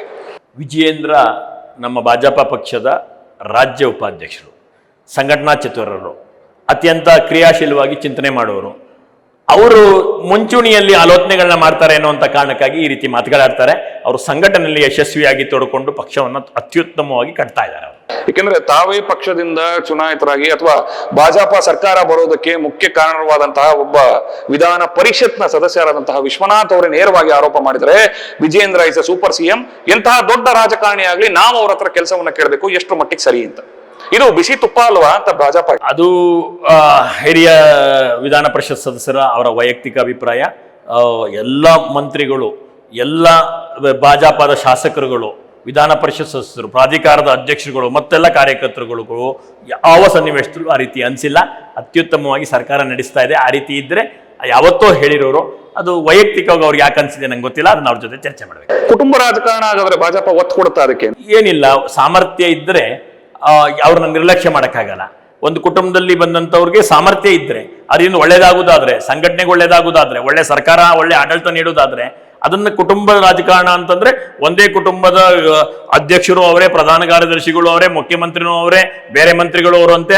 ನಾವೆಲ್ಲ ಆಂಧ್ರ ಪ್ರದೇಶದಲ್ಲಿ ಇನ್ನೊಂದೊಂದು ಬೇರೆ ಬೇರೆ ರಾಜ್ಯಗಳು ನೋಡಿದಾಗ ಅದನ್ನ ಕುಟುಂಬ ರಾಜಕಾರಣ ಅನ್ಬೋದು. ಇದು ಸಾಮರ್ಥ್ಯ ಇರುವ ವ್ಯಕ್ತಿಗಳಿಗೆ ಅವಕಾಶವನ್ನು ಕೊಟ್ಟು ಅವರ ಅವಕಾಶಗಳ ಮುಖಾಂತರ ಸದುಪಯೋಗಿ ಕೆಲಸಗಳಾಗುವಂತ ದಿಕ್ಕಿನಲ್ಲಿ ನಡೀತಿರ್ತಕ್ಕಂಥ. ಯಾಕಂದ್ರೆ ಎಷ್ಟು ಬಾರಿ ಸದನದಲ್ಲೂ ಮಾನ್ಯ ಮುಖ್ಯಮಂತ್ರಿಗಳಾದ ಯಡಿಯೂರಪ್ಪನವರು JDS ಕುಟುಂಬ ರಾಜಕಾರಣದ ಬಗ್ಗೆ ಮಾತನಾಡಿದ್ದಾರೆ. ಹಾಗಂತ ಅವರೂ ಕುಟುಂಬ ರಾಜಕಾರಣ ಮಾಡ್ತಾರೆ ಅಂತ ಅನ್ಸಲ್ವೇ ಅಂತ. ಈ ರಾಜ್ಯದಲ್ಲಿ ತುಂಬಾ ಜನ ಮುಖ್ಯಮಂತ್ರಿಗಳು ಬಂದು ಹೋಗಿದ್ದಾರೆ. ಎಲ್ಲಾ ಮುಖ್ಯಮಂತ್ರಿಗಳ ಮಕ್ಕಳು ರಾಜಕಾರಣದಲ್ಲಿ ಯಶಸ್ವಿಯಾಗಿಲ್ಲ.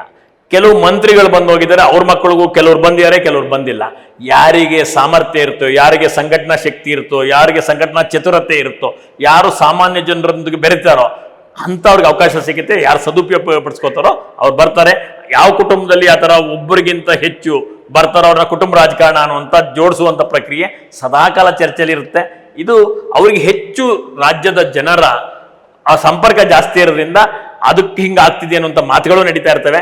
ಇವೆಲ್ಲ ಕ್ಷಣಿಕವಾದಂಥ ಮಾತುಗಳು. ಅದರಿಂದ ಆಚೆಗೆ ಅವ್ರದ್ದೇ ಆದಂಥ ವಿಶೇಷವಾದಂಥ ಒಂದು ಸಾಮರ್ಥ್ಯ ಮತ್ತು ಶಕ್ತಿ ವಿಜಯೇಂದ್ರ ಅವರಲ್ಲಿ ಇದೆ ಅನ್ನೋದನ್ನ ನಾನು ಅತ್ಯಂತ ಗಟ್ಟಿ ಧ್ವನಿಯಲ್ಲಿ ಹೇಳಕ್ಕೆ ಇಚ್ಛಪಡ್ತೀನಿ. ನಿಮ್ಮಂಗೆನೆ ಹಲವಾರು ರಾಜಕಾರಣಿಗಳು ಅಥವಾ ಹಲವಾರು ಶಾಸಕರಾಗಿರ್ಬೋದು ಯಾಕೆ ಇದುವರೆಗೂ ಜನರ ಜೊತೆ ಬೆರೆತಿಲ್ಲ?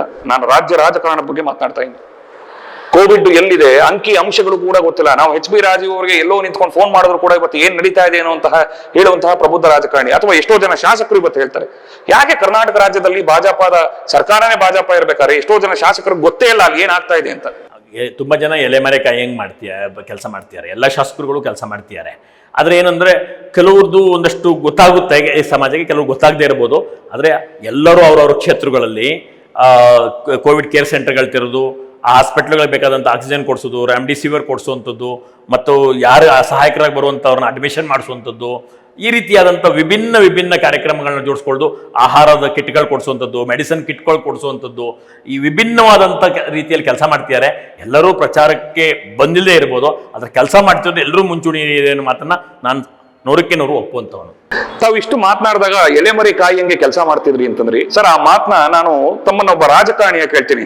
I am not telling that ತಾವು ಬಿಜೆಪಿ ಅಥವಾ ಬೇರೆ ಕಾಂಗ್ರೆಸ್ ಅಂತ, ಒಬ್ಬ ರಾಜಕಾರಣಿ, ರಾಜಕೀಯದಲ್ಲಿರುವಂತಹ ಸಕ್ರಿಯ ರಾಜಕಾರಣಿ. ಈ ಕೋವಿಡ್ ಸಿಚುವೇಶನ್ ಉಪಯೋಗಿಸ್ಕೊಂಡು ಅನೇಕ ಕಿಟ್ಗಳನ್ನ ಕೊಡ್ತಾರೆ ಜನಗಳಿಗೆ. ಅಲ್ಲಿ ತಮ್ಮ ಭಾವಚಿತ್ರಗಳನ್ನ ಹಾಕ್ತಾರೆ. ಯಾಕೆ ಚುನಾವಣೆಗೆ ಅದು ಏನೋ ನಿಂತ್ಕೋತಾ ಇದೀನಿ ನನಗೆ ವೋಟ್ ಮಾಡಿ ಅಂತಾನ ಅಥವಾ ನನ್ನಲ್ಲಿ ಪ್ರಚಾರ ಮಾಡಬೇಕು ಅಂತ? ಒಂದು ತಪ್ಪೇನಿಲ್ಲ, ಅವರು ಅದರಲ್ಲಿ ಫೋಟೋಗಳು ಹಾಕಿ ಬಳಕೆ ಮಾಡುವಂಥದ್ದು.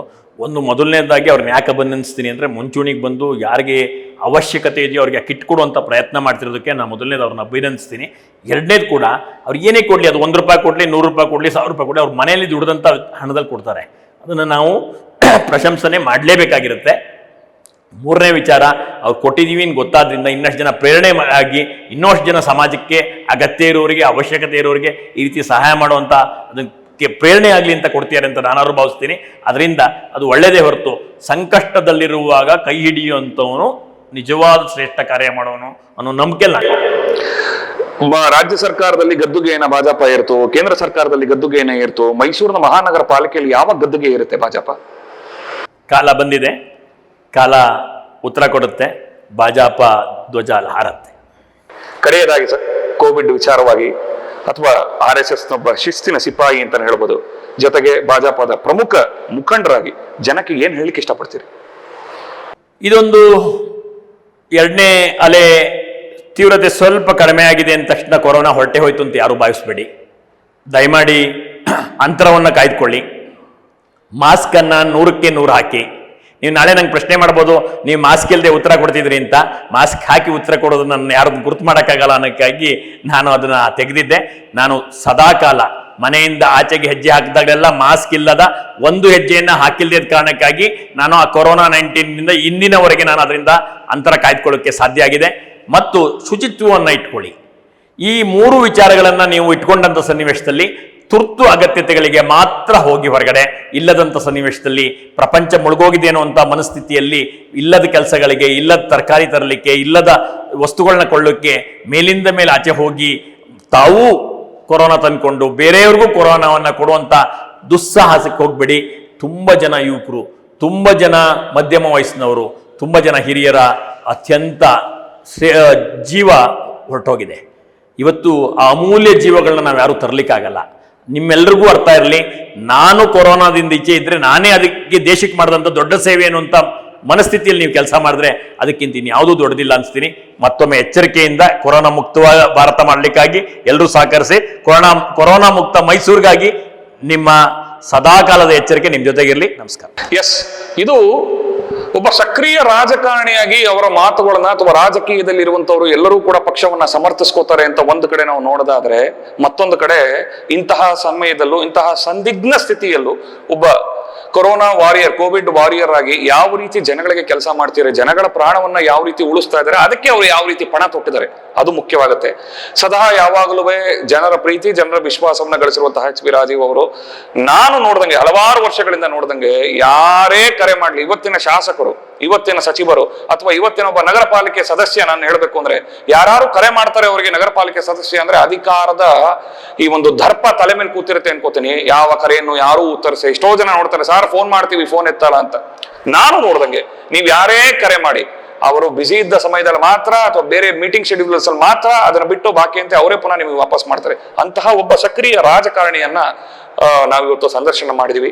ನನಗಂತೂ ಈ ಕಾರ್ಯಕ್ರಮ ಖುಷಿ ಕೊಡ್ತು. ನಿಮ್ಮೆಲ್ಲರಿಗೂ ಅವರು ಹೇಳಿದಂತಹ ಅನೇಕ ಮಾತುಗಳು ನಿಮ್ಮ ತಲೆಯಲ್ಲಿರ್ಲಿ, ಈ ಕೋವಿಡ್ ವಿಚಾರವಾಗಿ, ರಾಜಕಾರಣದ ವಿಚಾರವಾಗಿ ಅಲ್ಲ ಅಂತ ಹೇಳ್ತಾ, ಸೊ ಮತ್ತೊಮ್ಮೆ ಮುಂದಿನ ವಾರ ಅವರ ಬಿಡುವಿಲ್ಲದ ಸಮಯದಲ್ಲೂ ಬಿಡುವು ಮಾಡಿಕೊಂಡು ನಮ್ಮ ಈ ಕಾರ್ಯಕ್ರಮಕ್ಕೆ ಅನುವು ಮಾಡಿಕೊಟ್ಟು ಅವರ ಒಂದು ಸಂದರ್ಶನ ನೀಡಿದಂತಹ ಶ್ರೀಯುತ ಮೈಸೂರು ನಗರಾಭಿವೃದ್ಧಿ ಪ್ರಾಧಿಕಾರದ ಅಧ್ಯಕ್ಷರಾದಂತಹ ಮತ್ತೆ ಭಾಜಪದ ಪ್ರಬುದ್ಧ ರಾಜಕಾರಣಿಯಾದಂತಹ ಎಚ್ ಬಿ ರಾಜೀವ್ ಅವರಿಗೆ ಸಮಸ್ತ ವಾಹಿನಿ ಪರವಾಗಿ ಮತ್ತೆ ಜನಗಳ ಪರವಾಗಿ ನಾನು ಹೃತ್ಪೂರ್ವಕವಾದಂತಹ ಧನ್ಯವಾದಗಳನ್ನು ತಿಳಿಸ್ತಾ ಇದ್ದೀನಿ. ಮತ್ತೊಮ್ಮೆ ನಾನು ನಿಮ್ಮನ್ನ ಭೇಟಿ ಆಗ್ತೀನಿ ಮುಂದಿನ ವಾರ, ಮತ್ತೊಬ್ಬ ಸಾಧಕ, ಮತ್ತೊಬ್ಬ ಸಚಿವ. ಈಗ ನಾನು ಇಲ್ಲಿಂದ ಹೊರಗಡೆಯಿಂದ ಹೋಗ್ತಾ ಇದ್ದೀನಿ, ಅಂದ್ರೆ ನಾವು ಒಳಗಡೆ ಇದ್ದೀವಿ, ಇಲ್ಲಿಂದ ಹೋಗ್ತಾ ಇದ್ದೀನಿ, ಸೊ ನಾನು ಮಾಸ್ಕ್ ಹಾಕ್ತಾ ಇದ್ದೀನಿ. ದಯವಿಟ್ಟು ತಾವು ಕೂಡ ಮಾಸ್ಕ್ ಅನ್ನ ಹಾಕಿ ಸಾಮಾಜಿಕ ಅಂತರವನ್ನ ಕಾಯ್ದುಕೊಳ್ಳಿ ಅಂತ ಹೇಳ್ತಾ ಕಾರ್ಯಕ್ರಮನ ಮುಗಿಸ್ತಾ ಇದ್ದೀನಿ. ನಮಸ್ಕಾರ.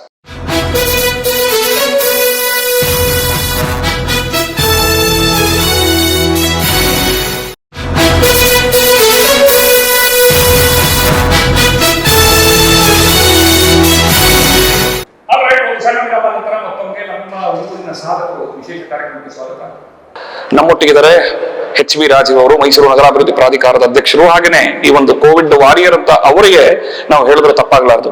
ಎಸ್, ಕಾರ್ಯಕ್ರಮದ ಮೊದಲಾರ್ಧದಲ್ಲಿ ನಾನು ಹೇಳ್ದಂಗೆ ಕೋವಿಡ್ ಬಗ್ಗೆ ಸಂಕ್ಷಿಪ್ತವಾಗಿ ಅವರು ಪ್ರತಿಯೊಂದನ್ನು ಹೇಳಿದ್ರು, ಪ್ರತಿಯೊಂದನ್ನು ಬಿಡಿಸಿ ಹೇಳಿದ್ರು, ತಮಗೆಲ್ಲರಿಗೂ ಅರ್ಥವಾಗುವಂಗೆ. ತುಳಸಿದಾಸ್ ಆಸ್ಪತ್ರೆಯಲ್ಲಿ ಅವರೇ ಮಾಡಿದಂತಹ ಈಗ ಕೆಲವೊಂದು ಅವರ ನಿರ್ವಹಣೆಯನ್ನ ಯಾವ ರೀತಿ ಮಾಡ್ತಾ ಇದ್ದಾರೆ ಅದನ್ನು ಕೂಡ ತಾವು ಕೇಳಿದ್ರ. ಸರ್, ರಾಜಕೀಯದ ಬಗ್ಗೆ ಮಾತನಾಡ್ತಿದ್ದಾರೆ, ಏನಾಗ್ತಾ ಇದೆ ಸರ್ ಬಿಜೆಪಿ ಇವಾಗ? ಯಾವುದೋ ಅಲ್ಲಿಗೆ ಹೋಗ್ತಾ ಇದೆ ಅಂತ ಅನ್ಸಲ್ವಾ? ಪ್ರತಿನಿತ್ಯ ಯಾರೋ ಬಂದು ಹೇಳುವಂತಹ ಹೇಳಿಕೆಗಳು, ಮುಖ್ಯಮಂತ್ರಿಗಳು ಬದಲಾವಣೆ ಅಂತ ಒಂದು ಕಡೆ ಒಬ್ಬ ನಿಮ್ಮ ಬಿಜೆಪಿಯ ನಾಯಕರು ಹೇಳ್ತಾರೆ, ಮತ್ತೊಬ್ಬರು ಇಲ್ಲ ನಾವೆಲ್ಲರೂ ಒಟ್ಟಾಗಿದ್ದೀವಿ ಅಂತಾರೆ. ಜನಗಳಿಗೆ ಇದು ಕನ್ಫ್ಯೂಸ್ ಆಗಲ್ವಾ ಅಂತ? ಇದು ಬಿಜೆಪಿಯಲ್ಲಿ ಅತ್ಯಂತ ಪ್ರಮುಖ ನಾಯಕರು ಮತ್ತು ಭಾಜಪವನ್ನ ಆಡಳಿತಕ್ಕೆ ತಂದಂತ ನಮ್ಮ ನೆಚ್ಚಿನ ನಾಯಕರಾದಂಥ ಮಾನ್ಯ ಯಡಿಯೂರಪ್ಪನವರು ಮುಖ್ಯಮಂತ್ರಿಗಳಾಗಿ ಈ ಪೂರ್ತಿ ಅವಧಿಯನ್ನ ಮುಗಿಸ್ತಾರೆ. ಅದು ನಿಸ್ಸಂದೇಹವಾದಂತ ವಿಚಾರ. ಇದ್ರ ನಡುವೆ ರಾಜಕಾರಣ ಅಂತಂದಾಗ ಯಾರೋ ಒಂದಷ್ಟು ಆಸೆ ಇಟ್ಕೊಂಡಿದ್ದಂಥವ್ರು ಈ ರೀತಿ ಚರ್ಚೆಗೆ ಒಳಪಡಿಸೋದನ್ನ ಮಾಧ್ಯಮಗಳು ಕೂಡ ವಿಜೃಂಭಿಸ್ತಾ ಇರತಕ್ಕಂಥದ್ರಿಂದ ಇದು ಗೊಂದಲ ಇದೆ ಅನ್ನುವಂಥದ್ದು ಮಾಧ್ಯಮದಲ್ಲಿ ಕಾಣುತ್ತೆ ಹೊರತು, ನಾನೊಬ್ಬ ಪಕ್ಷದ ಕಾರ್ಯಕರ್ತನಾಗಿ ಸುದೀರ್ಘವಾದ 3 ದಶಕಗಳ ನನ್ನೆಲ್ಲ ಒಡನಾಟದೊಂದಿಗೆ ಇರತಕ್ಕಂಥ ನಾಯಕರ ಒಡನಾಟದೊಂದಿಗೆ ನನಗೆ ಬಂದಿರತಕ್ಕಂಥ ವಿಚಾರ, ಮಾನ್ಯ ಯಡಿಯೂರಪ್ಪನವರು ಈ ಅವಧಿಯನ್ನು ಅತ್ಯಂತ ಯಶಸ್ವಿಯಾಗಿ ಪೂರ್ಣಗೊಳಿಸಿ ಯಶಸ್ವಿ ಮುಖ್ಯಮಂತ್ರಿಗಳಾಗಿ ಅವರ ನೇತೃತ್ವದ ಮುಂದಿನ ಚುನಾವಣೆಯಲ್ಲಿ ಮತ್ತೊಮ್ಮೆ ಭಾಜಪವನ್ನ ಅಧಿಕಾರಕ್ಕೆ ಯಶಸ್ವಿಯಾಗಿ ತರ್ತಾರೆ ಅಂತ ಘಂಟಾಘೋಷವಾಗಿ ಹೇಳುವಂತ ವಿಚಾರದಲ್ಲಿ. ಮೈಸೂರಿನ ರಾಜಕೀಯ ಎಲ್ಲೋ ಒಂದ್ ಕಡೆ ಕಳೆದ 2-3 ದಿನಗಳಿಂದ ಕರ್ನಾಟಕ ರಾಜ್ಯಾದ್ಯಂತ ಸುದ್ದಿ ಆಗಿದೆ ಅಂತ ಅನ್ಸಲ್ವಾ? ಒಮ್ಮೊಮ್ಮೆ ಆಗ್ತವೆ ಈ ಅವಘಡಗಳು, ಸೃಷ್ಟಿಯಾಗ್ತವೆ. ಒಂದು ಮೈಸೂರು ನಗರವನ್ನ ನಾವು ನೋಡ್ಬೇಕಾದಂಥದ್ದು ಏನಂತಂದ್ರೆ, ಯಾರಿದ್ದಾರೆ, ಯಾರಿರೋ ಕಾರಣಕ್ಕಾಗಿ ಮೈಸೂರು ಇದೆ ಅನ್ನಕ್ಕಿಂತ ಆಚೆ ಇದೊಂದು ನಗರವನ್ನ ಉತ್ತಮವಾದ ನಗರ ಕಟ್ಟಿದಂತ ಮಹಾರಾಜರುಗಳನ್ನ ಸದಾಕಾಲ ಅನ್ಸ್ಬೇಕು. ಅವ್ರು ಯಾರು ಕೂಡ ಮೈಸೂರು ನಗರ ನಾನೇ ಕಟ್ಟಿದ್ದೀನಿ ಅಂತ ಅವರವ್ರದನ್ನೇ ಬಿಂಬಿಸ್ಕೊಳ್ಳುವಂತ ಪ್ರಯತ್ನವನ್ನ ಎಂದೂ ಮಾಡಿದವರಲ್ಲ. ಅಂತ ಮಹಾನ್ ವ್ಯಕ್ತಿಗಳು ಕಟ್ಟಿದ ನಾಡಿನ, ಊರಿನ ಫಲಾನುಭವಿಗಳು ನಾವು. ಇಂಥ ಒಂದು ಸನ್ನಿವೇಶದಲ್ಲಿ ನಮ್ಗೆಲ್ಲರಿಗೂ ಕೂಡ ಏನಾಗಬೇಕು ಅಂದ್ರೆ, ಇವತ್ತು ಕೋವಿಡ್-19 ತುಂಬಾ ತೀವ್ರಗತಿಯಲ್ಲಿದೆ. ತೀವ್ರಗತಿಯಲ್ಲಿರೋದ್ರಲ್ಲಿ ಮೈಸೂರು ನಗರ ಬೆಂಗಳೂರನ್ನ ಹೊರತುಪಡಿಸಿದ್ರೆ ನಾವು ಮುಂಚೂಣಿಯನ್ನ ಎಂದೂ ಯಾರಿಗೂ ಬಿಡದಿಂದ ಕಾಂಪಿಟೇಷನ್ ಇರಬೇಕಾದ ಯಾವ್ದು ಅಂದ್ರೆ ನೆಗೆಟಿವ್ ಇರೋದ್ರಲ್ಲಿ ಕಾಂಪಿಟೇಷನ್ ಇರಬೇಕಿತ್ತು, ಪಾಸಿಟಿವ್ ಉಳಿಸ್ಕೊಳ್ಳೋದ್ರಲ್ಲಿ ಕಾಂಪಿಟೇಷನ್ ಇರತಕ್ಕಂತ ವೈಫಲ್ಯತೆಗಳನ್ನ ಒಂದಷ್ಟು ಚರ್ಚೆಗಾಗಿವೆ. ಮನ್ಸು ಬಿಚ್ಚಿ ಮಾತಾಡಿದ್ದಾರೆ. ಅದನ್ನ ಮನ್ಸು ಬಿಚ್ಚಿ ಮಾತಾಡೋದನ್ನ ಯಾರೋ ಒಬ್ರು ನಾನೇ ಮಾಡ್ತಾ ಇದ್ದೇನೋ ಅಂತ ಭಾವನೆಯಲ್ಲಿ ಇದೆ ಏನೋ ಅಂತ ಭಾವನೆಯಲ್ಲಿ ಮತ್ತಾರೋ ಹೇಳಿದ್ರು ಅನ್ನೋಂಥ ವಿಚಾರಗಳಿಟ್ಕೊಂಡು ಮಾತಾಡಿದ್ದಾರೆ. ಎಲ್ಲಕ್ಕಿಂತ ಹೊರತಾಗಿ ಇಂದಿಗೂ ಕೂಡ ಮೈಸೂರಿನಲ್ಲಿ ಕೋವಿಡ್-19 ಪಾಸಿಟಿವ್ನೆಸ್ ಅನ್ನ ಇಳಿಸುವಷ್ಟೇ ಹೋರಾಟಕ್ಕೆ ಜಿಲ್ಲಾಡಳಿತ ಗಮನ ಕೊಡುತ್ತೆ. ಮುಂದಿನ ದಿನಗಳಲ್ಲಿ ಇಂದಿನದೆಲ್ಲನೂ ಮರೆತು ಪಾಸಿಟಿವ್ ಹೋಗಿ ನೆಗೆಟಿವ್ ಕೋವಿಡ್ ಬಂದ್ರೆ ಬೇರೆಲ್ಲ ಪಾಸಿಟಿವ್ಗಳು ತಾನೇ ಮೇಲಕ್ಕೆ ಹೋಗ್ತವೆ. ಅಂತ ದಿನಕ್ಕಾಗಿ ಇವತ್ತು ಬಂದಿದೆ, ಅದು ಒಳ್ಳೆ ದಿನ. ನಿನ್ನೆ ಮಾನ್ಯ ಮುಖ್ಯಮಂತ್ರಿಗಳ ಆದೇಶದಿಂದ ಬಂದಿದೆ, ಅದು ಸರಿ ಹೋಗುತ್ತೆ ಅಂತ ನಾನು. ಕರ್ನಾಟಕದಲ್ಲಿ ಭಾಜಪಾ ಸರ್ಕಾರ ಕೋವಿಡ್ ನಿರ್ವಹಣೆಯಲ್ಲಿ ಎಡವಿದೆ ಅಂತ ವಿರೋಧ ಪಕ್ಷಗಳ ಟೀಕೆ. ಕೋವಿಡ್ ನಿರ್ವಹಣೆಯನ್ನ ಯಾವುದೇ ಸರ್ಕಾರ ನಿಭಾಯಿಸ್ತಾ ಇಲ್ಲ. ಇದು ಕರ್ನಾಟಕದಲ್ಲಿ ಬಿಜೆಪಿ ಸರ್ಕಾರ ಇದೆ, ಮಾನ್ಯ ಯಡಿಯೂರಪ್ಪನವ್ರ ನೇತೃತ್ವದ ಸರ್ಕಾರ ಇದೆ, ಭಾರತದಲ್ಲಿ ನರೇಂದ್ರ ಮೋದಿ ಅವರ ಸರ್ಕಾರ ಇದೆ ಅನ್ನೋದಕ್ಕೆ ಅಟ್ಟಿಗೆ ಸೀಮಿತವಾಗಿಲ್ಲ.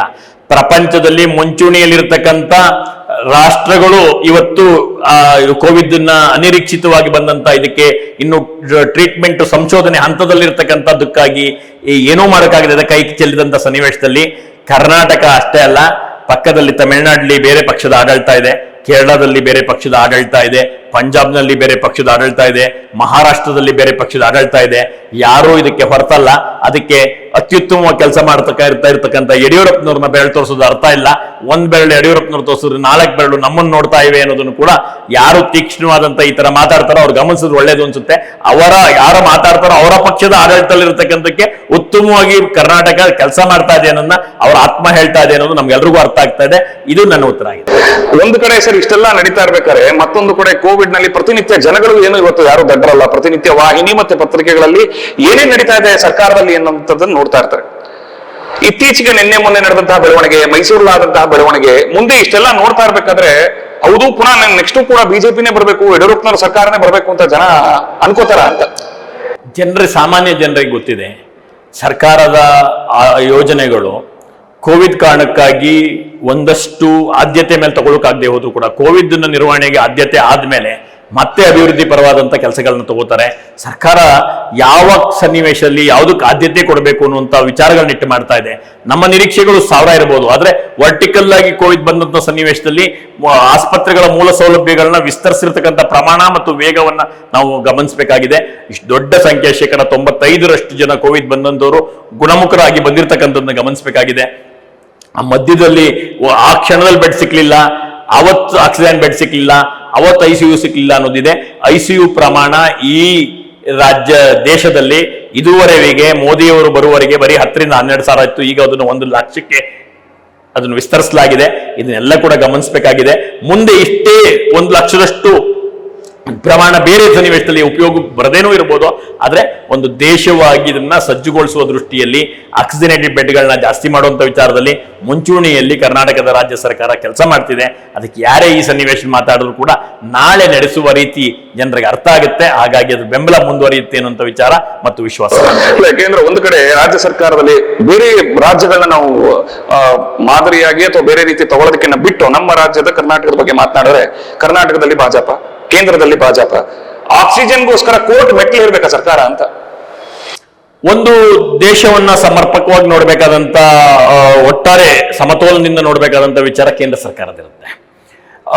ಮಹಾರಾಷ್ಟ್ರದಲ್ಲಿ ತುಂಬಾ ಪೀಕ್ ಇದ್ದಂತ ಸನ್ನಿವೇಶದಲ್ಲಿ ಮಹಾರಾಷ್ಟ್ರದಂತ ರಾಜ್ಯ ಭಾರತದ ಒಂದು ಭಾಗವಾಗಿ ಅದಕ್ಕೆ ಎಷ್ಟೋ ಪ್ರಪೋರ್ಷನ್ ಆಕ್ಸಿಜನ್ ಇಲ್ಲಿ ಕೊಡ್ತಾ ಇದ್ರು ಅಂತ ಅನ್ಕೊಳ್ಳೋಣ. ಅದು ತಕ್ಷಣಕ್ಕೆ ಇಲ್ಲ ಇದು ಕರ್ನಾಟಕದಲ್ಲಿ ಜಾಸ್ತಿ ಆಗ್ಬಿಡುತ್ತೆ ಇವತ್ತಿಂದ ಅದೆಲ್ಲ ರಾಜ್ಯಗಳಿಗೆ ಕೊಡೋದನ್ನ ನಾವು ನಿಲ್ಲಿಸ್ಬಿಟ್ಟು ನಾವು ಮಾತ್ರ ಉಪಯೋಗಿಸ್ಬೇಕು ಅನ್ನೋದು ಫೆಡರಲ್ ಸಿಸ್ಟಮ್ ಅಲ್ಲಿ ಆಗೋದಿಲ್ಲ. ಫೆಡರಲ್ ಸಿಸ್ಟಮ್ ಅಲ್ಲಿ ಎಲ್ಲರೂ ಕೂಡ ಇರುವಂತದ್ದನ್ನ ಹಂಚ್ಕೊಂಡು ಬೇರೆಯವರ ಹತ್ರ ಇರೋದನ್ನ ನಮಗ್ ಬೇಕಾದನ್ನ ಪಡ್ಕೊಂಡು ಒಟ್ಟು ಒಕ್ಕೂಟ ವ್ಯವಸ್ಥೆಯಲ್ಲಿ ನಾವು ಹೋಗ್ಬೇಕಾಗಿದೆ ಅಂತ ಒಂದು ನಿರ್ಣಯ ಆಗಿದೆ. ಏರಿಕೆಯ ಪ್ರಮಾಣ ವರ್ಟಿಕಲ್ ಆಗಿ 1:50 ಟೈಮ್ಸ್ ಆದಾಗ ಪ್ರೊಡಕ್ಷನ್ ಸ್ಕೇಲ್ ಅಪ್ ಮಾಡಬೇಕಾಗಿದೆ. ಇವತ್ತು ವ್ಯಾಕ್ಸಿನೇಷನ್ಗೆ ನಾವು ಪ್ರಾರಂಭದಲ್ಲಿ ಏನು ಯೋಚನೆ ಮಾಡಿದ್ವೋ ಜನನೇ ಬರದೆ ಹೋದ್ರೆ ವ್ಯಾಕ್ಸಿನೇಷನ್ ಒಂದು ಲಿಮಿಟೆಡ್ ಪೀರಿಯಡ್ ಇಟ್ಕೊಳ್ಳೋಕೆ ಸಾಧ್ಯ ಇರುತ್ತೆ, ಆಮೇಲೆ ಅದು ವೇಸ್ಟ್ ಆಗುತ್ತೆ. ಅದ್ರ ಹಣ ವ್ಯಯ ಒಂದ್ ಕಡೆ, ಅದ್ರ ಸದುಪಯೋಗ ಆಗದೆ ಇನ್ನೊಂದ್ ಕಡೆ ಇರುತ್ತೆ. ಈಗ ಅದ್ರ ಬಗ್ಗೆ ತೀವ್ರವಾದ 2ನೇ ಅಲೆ ಹೆದರಿಕೆ ನಂತರ ಜನ ತುಂಬಾ ಪ್ರೇರಿತರಾಗಿ ಮುಂದೆ ಬರ್ತಿದ್ರಿಂದ ಅದು ವಾಸ್ಟ್ ಸ್ಕೇಲ್ ಅಲ್ಲಿ ಪ್ರೊಡಕ್ಷನ್ಗಳ ತುಂಬಾ ಸೆಂಟರ್ಗಳಲ್ಲಿ ಮಾಡಕ್ಕೂ ಕೂಡ ಕೇಂದ್ರ ಸರ್ಕಾರ ತಕ್ಷಣ ಪರವಾನಗಿಯನ್ನು ನೀಡಿದೆ. ಅವೆಲ್ಲ ವಾಸ್ಟ್ ಪ್ರೊಡಕ್ಷನ್ ಆಗಿ ಡಿಸೆಂಬರ್ ಒಳಗೆ ಈ ದೇಶದ ಪ್ರತಿಯೊಬ್ಬ ಪ್ರಜೆಗೂ ಕೂಡ 2 ಡೋಸ್ ಅನ್ನು ಕೊಡ್ತೀವಿ ಅನ್ನುವಂತ ದೇಶದ ಪ್ರಧಾನಿಗಳ ಮಾತು ತುಂಬಾ ವಿಶ್ವಾಸದ ಮಾತಾಗಿತ್ತು ಅಂತ ನಂಗೆ ಸಂತೋಷ ಆಗ್ತಾ ಇದೆ. ಒಂದ್ ಕಡೆ ರೇಣುಕಾಚಾರ್ಯ, ಒಂದ್ ಕಡೆ CP ಯೋಗೇಶ್ವರ್, ಯಡಿಯೂರಪ್ಪನವ್ರನ್ನ ಎಲ್ಲರೂ ಎಳೆದಾಡ್ತಾ ಇದಾರ ಅಂತ. ಏನಿಲ್ಲ, ಇದು ಒಂದು ಕುಟುಂಬದಲ್ಲಿ ನಡೆಯುವಂತ ಮಾತುಗಳು ನಡೀತಾ ಇರ್ತವೆ. ಅಲ್ಲ, 65 ಜನ ಶಾಸಕರು ಸಹಿ ಮಾಡಿದ್ದಾರೆ ಅಂತ ಮಾಧ್ಯಮದ ಮುಂದೆ ರೇಣುಕಾಚಾರ್ಯ ಅವರು ಹೇಳ್ತಾರೆ. ಮತ್ತೆ ಅದೇ ರೇಣುಕಾಚಾರ್ಯ ಅವರು ತಟಸ್ಥರಾಗ್ತಾರೆ. ಮತ್ತೊಮ್ಮೆ ಯಡಿಯೂರಪ್ಪನವರು ಹೇಳ್ತಾರೆ ಯಾರು ಕೂಡ ಬೆಂಗಳೂರಿಗೆ ಬರಬಾರ್ದು, ನಿಮ್ಮ ಜಿಲ್ಲೆಯಲ್ಲಿ ನೀವು ಕೆಲಸ ಮಾಡ್ಕೊಂಡಿರಿ ಅಂತ. ಒಟ್ಟೆಲ್ಲ ಈ ಬೆಳವಣಿಗೆಗಳನ್ನ ನೋಡ್ತಾ ಇದ್ರೆ ಇದನ್ನೆಲ್ಲದೂ ಆಹಾರ ಆಗಲ್ವಾ ವಿರೋಧ ಪಕ್ಷಗಳಿಗೆ ಅಂತ. ರಾಜಕಾರಣದ ಮತ್ತು ರಾಜಕೀಯ ಪಕ್ಷಗಳಲ್ಲಿ ಈ ತರ ವಿಚಾರಗಳು ಮಧ್ಯ ಕೆಲವರಿಂದ ಬರ್ತಾ ಇರ್ತವೆ. ಅದನ್ನೆಲ್ಲ ಸೂಕ್ತವಾಗಿ ರಾಜ್ಯ ನಾಯಕತ್ವ ನಿಭಾಯಿಸುತ್ತೆ. ಮತ್ತೊಮ್ಮೆ ನಾನು ಮೈಸೂರು ವಿಚಾರ ಬರೆದಾದ್ರೆ IAS ಅಧಿಕಾರಿಗಳ ಜಟಾಪಟಿಗೆ ಕಾರಣರಾದಂತಹ ಮೈಸೂರು, ಅದರಲ್ಲಿ ಭೂಮಾಫಿಯಾ ಅಡಗಿದೆ ಎನ್ನುವಂತಹ ಮಾತು ಸಾಮಾಜಿಕ ಜಾಲತಾಣಗಳಲ್ಲಿ ಸಾಕಷ್ಟು ಕೇಳಿ ಬರ್ತಿತ್ತು. ಏನಂತಾರೆ ಸರ್, ಭಾಜಪದ ಒಬ್ಬ ಪ್ರಬುದ್ಧ ರಾಜಕಾರಣಿಯಾಗಿ ಭೂಮಾಫಿಯಾ ಇದೆಯಾ? ಅದು ಯಾವುದೇ ಕಾರಣಕ್ಕೂ ಈ ಒಂದು ವರ್ಗಾವಣೆಗೂ ಅದಕ್ಕೂ ಯಾವ ಸಂಬಂಧ ಇಲ್ಲ. ಒಂದು ಯಾವುದೇ ಅಧಿಕಾರಿ, ಈ ಅಧಿಕಾರಿ ಹೋದ ತಕ್ಷಣ ಭೂಮಾಫಿಯಾ ನಿಂತೋಗುತ್ತೆ, ಯಾವುದೋ ಒಂದು ಅಕ್ರಮ ಆಗಿದ್ದು ಹಂಗೆ ಸೆಟ್ರೈಟ್ ಆಗುತ್ತೆ ಅನ್ನೋಂಥ ಮನೋಭೂಮಿಕೆಯಿಂದ ಎಲ್ಲರೂ ಇಚ್ಛೆ ಬರಬೇಕು. ಯಾವುದೇ ಅಕ್ರಮ ಮಾಡಿದಂಥವ್ರು ಯಾವತ್ತು ಬೇಕಾದ್ರು, ಯಾರು ಬೇಕಾದ್ರು, ಯಾವುದೇ ಅಧಿಕಾರಿ ಯಾವುದೇ ಸನ್ನಿವೇಶದಲ್ಲಿ ತನಿಖೆ ಮಾಡ್ಬೋದು. ಅಕ್ರಮ ಮಾಡಿದಂಥವ್ರು ಶಿಕ್ಷೆ ಆಗುತ್ತೆ, ಅದು ಒಂದು ಭಾಗ. ಆದ್ರೆ ಇವತ್ತಿನ ತುರ್ತು ಸನ್ನಿವೇಶದ ವಿಚಾರ ಏನಿತ್ತು ಅಂತಂದ್ರೆ, COVID-19 ಉತ್ತುಂಗದಲ್ಲಿದ್ದಂಥ ಸನ್ನಿವೇಶದಲ್ಲಿ ಜನರ ಜೀವವನ್ನ ಕಾಪಾಡಬೇಕಾದಂಥ ಜಿಲ್ಲಾಡಳಿತ ನಮಗೆ ದೇಶದ ಮೇಲೆ ಪಾಕಿಸ್ತಾನದವ್ರು ಒಂದ್ ಕಡೆ ಎರಗಿದ್ದಾರೆ ಎಂದಾಗ ನಮ್ಮೂರು ಸಣ್ಣ ರೌಡಿ ಮಟ್ಟ ಹಾಕೋಕ್ ನಾನು ಗಮನ ಕೊಡ್ತಾ ಇದ್ದೆ, ಅದಕ್ಕಾಗಿ ಏನೋ ಆಯ್ತು ಅನ್ನುವಂತ ಈ ಕಾರಣಗಳು ಕ್ಷುಲ್ಲಕ ಅನ್ಸುತ್ತೆ. ನನಗನ್ಸೋದು COVID-19 ಯಶಸ್ವಿಯಾಗಿ ಝೀರೋಗೆ ತಂದಿದ್ದೀನಿ. ನಾನು ರಾಜ್ಯದಲ್ಲಿ ಮೊದಲನೇ ಜಿಲ್ಲೆಯಾಗಿ ನಾನು ಇಷ್ಟು ಕಡಿಮೆ ಮಾಡಿದ್ದೆ, ನನ್ನ ಯಶಸ್ಸಿದು ಅಂತ ಹೇಳುವಂತ ಕೆಲಸಗಳಿಗೆ ನಮ್ಮ ಯಶಸ್ಸು ಅಂತ ಹೇಳಿದ್ರೆ ಗೌರವ ಜಾಸ್ತಿ ಬರ್ತಿತ್ತು. ಯಾವ ವ್ಯಕ್ತಿನೂ ನಾನೊಬ್ಬ ಏನ್ ಮಾಡ್ತೀನಿ ಅನ್ಕೊಂಡ್ರೆ ಭ್ರಮೆನೇ ಹೊರತು ಬೇರೆ ಏನಾಗಲ್ಲ. ನಾನು ನಮ್ಮೊಂದಿಗೆ ಸೇರಿ ನಾ ಮಾಡಿದೆ ಏನು ಅಂತ ಅಂದಿದ್ರೆ ಪ್ರೊಬಬಲಿ ಇದನ್ನ ಯಶಸ್ವಿಯಾಗಿ ನಿರ್ವಹಿಸಬಹುದಿತ್ತೇನೋ. ಅದರಲ್ಲೊಂದಷ್ಟು ವಿಫಲತೆ ಆಗಿದೆ. ಈಗ ಬಂದಿರತಕ್ಕಂಥ ಹುರುಪಿನ ಅಧಿಕಾರಿಗಳು ಅದನ್ನ ಆ ಹಳೆ ತಪ್ಪುಗಳನ್ನ ತಿದ್ದಿ ಹೊಸ ರೂಪದಲ್ಲಿ ಸರಿ ಮಾಡ್ತಾರೆ ಅನ್ನೋ ಒಂದು ವಿಶ್ವಾಸ ಇದೆ. ಈಗಾಗಲೇ ಸಾವು ನೋವುಗಳು ಸಂಭವಿಸಿದೆ. ಸರ್ಕಾರ ಮತ್ತೆ ಅಧಿಕಾರಿಗಳು ಇವರಿಬ್ಬರ ಜಗಳದಲ್ಲಿ ಕೂಸು ಬಡವಾಯಿತು ಅಂದ್ರೆ ಜನಗಳ ಸತ್ಯದರಲ್ಲ, ಅವ್ರಿಗೆ ಏನ್ ಅನ್ಬೇಕು ಸರ್? ಖಂಡಿತವಾಗಿ ಆ ತರದಲ್ಲಿ ಏನಿತ್ತು ಅನ್ನೋದನ್ನು ಕೂಡ ಈಗ ಎಲ್ಲರೂ ಕೂಡ ಗಮನಿಸ್ತಿದೀವಿ. ಇನ್ನು ಮುಂದೆ ಅದನ್ನ ಪೂರ್ತಿ ಪ್ರಮಾಣದಲ್ಲಿ ಸೂಕ್ತವಾದಂತ ಚಿಕಿತ್ಸೆಗೆ ಏನೆಲ್ಲ ಸರ್ಕಾರ ಮಾಡಬೇಕಾದ ಎಲ್ಲ ಜವಾಬ್ದಾರಿ ಮಾಡಿದೆ. ಅದಕ್ಕೆ ಬೇಕಾದಂತ ಔಷಧೋಪಚಾರ ಕೊಟ್ಟಿದೆ, ಆಸ್ಪತ್ರೆಗಳನ್ನ ಮೇಲ್ದರ್ಜೆಗೇರಿಸಕ್ ಮಾಡಿದೆ, ಬೆಡ್ಗಳ ಸಂಖ್ಯೆ ಜಾಸ್ತಿ ಮಾಡಕ್ ಮಾಡಿದೆ, ಎಲ್ಲವನ್ನ ಮಾಡಿದೆ. ಅದ್ರ ನಡುವೆ ಆಗಿರ್ತಕ್ಕಂಥದ್ದು ಏನು ವಿಚಾರ ಇದೆಯೋ ಅದನ್ನು ಸರಿಪಡಿಸೋಕೆ ಮುಂದಿನ ದಿನಗಳಲ್ಲಿ ಕ್ರಮ ಆಗುತ್ತೆ. ಈಗಾಗಲೇ ಅನೇಕ ಜನರು ಸತ್ತಿದ್ದಾರೆ ಸರ್, ಚಾಮರಾಜನಗರದಲ್ಲಾಗಿರ್ಬೋದು, ಮೈಸೂರಿನಲ್ಲಾಗಿರ್ಬೋದು, ಏನು ಹೊರತೇನಿಲ್ಲ. ಅವ್ರಿಗೆ ಏನು ಸರ್ಕಾರದಿಂದ ಏನಾದ್ರು ಪರಿಹಾರ ಇದೆಯಾ ಅಂತ? ಯಾಕೆಂದ್ರೆ ತಾನು ಮಾಡಿಲ್ದಿರೋ ತಪ್ಪುಗಳಿಗೆ ತಾನೇ ಅನುಭವಿಸಿದಾನೆ. ಈಗಾಗಲೇ ಸರ್ಕಾರ ಅದಕ್ಕೆ ತನಿಖೆ ವಹಿಸಿದೆ. ತನಿಖೆ ವರದಿ ಬರುತ್ತೆ, ಯಾರು ತಪ್ಪಿತಸ್ಥರು ಯಾರು ಸರಿ ಅನ್ನೋದು ಗೊತ್ತಾಗುತ್ತೆ, ಅದ್ರ ಮೇಲೆ ಕ್ರಮ ಆಗುತ್ತೆ. ಯಾರು ಅನಾಮಿಕ ವ್ಯಕ್ತಿಗಳು ಯಾವುದೋ ಏನೂ ತಪ್ಪು ಮಾಡದಂತವ್ರು ಅಮಾಯಕರು ಸತ್ತಿದ್ರೆ ಅದಕ್ಕೂ ಕೂಡ ಆ ಸನ್ನಿವೇಶದಲ್ಲಿ ಆ ವರದಿಗಳ ಆಧಾರದ ಮೇಲೆ ತೀರ್ಪಾಗಿದೆ. ಇದೆಲ್ಲದಕ್ಕಿಂತ ಮುಂಚೆ ಈಗ ನಿನ್ನೆ ಮತ್ತೆ ಇವತ್ತು ನಡೆದಂತಹ ಬೆಳವಣಿಗೆ ತಮಗೆ ಗೊತ್ತಿದೆ ಸರ್. ಈ ಆಡಿಯೋ ಒಂದು ಪ್ರಕರಣ, ಜಿಲ್ಲಾಧಿಕಾರಿ ರೋಹಿಣಿ ಸಿಂಧೂರಿ ಅವರ ವರ್ಗಾವಣೆ ಆಗುತ್ತೆ. ವರ್ಗಾವಣೆ ಆದ್ಮೇಲೆ ಒಂದು ಆಡಿಯೋ ಬರುತ್ತೆ, ಮೈಸೂರು ಮತ್ತೆ ಚಾಮರಾಜನಗರ ನಡುವಿನ ಸಂಭಾಷಣೆ ಇಲ್ಲ. ಇದೆಲ್ಲ ಏನು ಮತ್ತೆ ರಾಜಕೀಯಕ್ಕೆ ಪುಷ್ಟಿಯನ್ನ ಕೊಡುವಂತದ್ದ, ಏನಕ್ಕೆ ಅಂತ? ಇದನ್ನ ಯಾರು ಯಾವ್ದನ್ನು ಸೃಷ್ಟಿ ಮಾಡಕ್ಕಾಗಲ್ಲ. ಅದು ಯಾವತ್ತೋ ಯಾತಕ್ಕೆ ಅವತ್ತಿನ ಬಂದಿಲ್ಲ ಈಗ ಬಂದು ಅಂತ ನನಗೇನು ಗೊತ್ತಿಲ್ಲ. ಆದ್ರೆ ಅದು ಸತ್ಯಾಸತ್ಯತೆಗಳನ್ನ ಈಗಿನ ಯಾರು ಸರ್ಕಾರ ನೇಮಕ ಮಾಡಿರ್ತಕ್ಕಂಥ ನಿವೃತ್ತ ನ್ಯಾಯಾಧೀಶ ಇರ್ಬೋದು, ಇಲ್ಲ ಕೋರ್ಟ್ ನೇಮಕ ಮಾಡಿರ್ತಕ್ಕಂಥ ನಿವೃತ್ತ ನ್ಯಾಯಾಧೀಶರು ಅದನ್ನ ಪರಾಮರ್ಶಿ, ಧ್ವನಿ ಯಾರದು, ಆತರ ಸೂಚನೆ ಕೊಟ್ಟದ ಕಾರಣಕ್ಕಾಗಿ ಆಕ್ಸಿಜನ್ ಹೋಗ್ಲಿಲ್ವಾ, ಆ ಕಾರಣಕ್ಕಾಗಿ ಸಾವಾಯ್ತಾ ಇಲ್ವಾ, ಇದು ಈ ಸನ್ನಿವೇಶದ ಸೃಷ್ಟಿನ ಅನ್ನೋದು ಗಮನಿಸಿ ಅವರು ಅದ್ರ ಬಗ್ಗೆ ಸೂಕ್ತವಾದಂತ ನಿರ್ಣಯವನ್ನ ಸರ್ಕಾರಕ್ಕೆ ರೆಕಮೆಂಡ್ ಮಾಡಿ ಶಿಫಾರಸು ಮಾಡಿ ಮುಂದಿನ ಕ್ರಮಗಳು ಮಾಡ್ತಾರೆ. ಸೊ ಹಾಗಾದ್ರೆ ನೀವೇಳ ಪ್ರಕಾರ ರೋಹಿಣಿ ಸಿಂಧೂರ್ ಅವರ ವರ್ಗಾವಣೆ ಭೂಮಾಫಿಯಾಗೂ ಸಂಬಂಧ ಇಲ್ಲ? ಯಾವುದೇ ಕಾರಣದಲ್ಲೂ ಅದು ಯಾವುದಕ್ಕೂ ಸನ್ನಿವೇಶದ ಸಂಬಂಧ ಇಲ್ಲ. COVID-19 ಏನು ಇನ್ನೂ 1200 ಆಜುಬಾಜಿನಲ್ಲಿ ಇದೆಯೋ ಅದನ್ನ ಇನ್ನಷ್ಟು ವೇಗವಾಗಿ ಇಳಿಸಬಹುದಿತ್ತು. ಅದನ್ನು ಇಳಿಸ್ಲಿ ಅನ್ನುವಂತ ಕಾರಣಕ್ಕಾಗಿ ಹಾಕಿದ್ದಾರೆ ಅಂತ ನಾನು ಭಾವಿಸ್ತೀನಿ. RSS ನ ಶಿಸ್ತಿನ ಸಿಪಾಯಿ, ತದನಂತರ ಭಾಜಪದ ಮುಖಂಡ, ತದನಂತರ ಮೈಸೂರು ನಗರಾಭಿವೃದ್ಧಿ ಪ್ರಾಧಿಕಾರದ ಅಧ್ಯಕ್ಷ, ಮುಂದೆ ಶಾಸಕನ HB ರಾಜೇಂದ್ರ ಕೆಲಸ ಮಾಡೋದಷ್ಟೇ ನಮಗೆ ಸೇರಿದ್ದು. ಯಾವ್ಯಾವ ಸನ್ನಿವೇಶದಲ್ಲಿ ಏನೇನ್ ಬರ್ತವೋ ಅದನ್ನು ಸ್ವೀಕರಿಸಿ ಆ ಶಕ್ತಿಯನ್ನು ಸಮಾಜಕ್ಕೆ ಮತ್ತಷ್ಟು ಕೆಲಸ ಮಾಡೋದಷ್ಟೇ ನಮ್ಮ ಮುಂದಿನ ಗುರಿ, ಸದಾಕಾಲದ ನಡೆ. ಒಟ್ಟಿನಲ್ಲಿ ಶಾಸಕರ ಆಕಾಂಕ್ಷಿ ಪಟ್ಟಿಯಲ್ಲಿ ತಾವಿದ್ದೀರಿ. ಹಾಗಾದ್ರೆ ಈಗ ಪ್ರಾಧಿಕಾರದ ಅಧ್ಯಕ್ಷರಾಗಿ ಮಾನ್ಯ ಯಡಿಯೂರಪ್ಪನವರು ನೇಮಿಸಿದ್ದಾರೆ. ಮಾನ್ಯ ಉಸ್ತುವಾರಿ ಸಚಿವರು ಪೂರ್ತಿ ಪ್ರಮಾಣದ ಜೊತೆಗೆ ಹೆಜ್ಜೆಗಳಾಗ್ತದೆ. ಪ್ರಾಧಿಕಾರದ ಸದಸ್ಯರುಗಳೆಲ್ಲ ಜೊತೆಗೆ ನಿಂತು ಒಳ್ಳೆಯ ಕೆಲಸಗಳನ್ನ ಮಾಡಿಕೊಟ್ಟಿದ್ದಾರೆ. ಹಾಗಾಗಿ ಏನೆಲ್ಲ ಕಾರ್ಯಗಳನ್ನ ಮಾಡ್ತಿದ್ದೀವಿ ಅಂತ ಸಮಾಜಕ್ಕೆ ಗೊತ್ತಿದೆ, ನಿಮ್ಗೆ ಗೊತ್ತಿದೆ. ಹಂಗೆ ಅವಕಾಶಗಳು ಬಂದ್ರೆ ಮತ್ತಷ್ಟು ಕೆಲಸ ಮಾಡೋದು ಒಬ್ಬ ಮನುಷ್ಯನ ಮನೋಬಯಕೆ ಆಗಿರ್ತದೆ.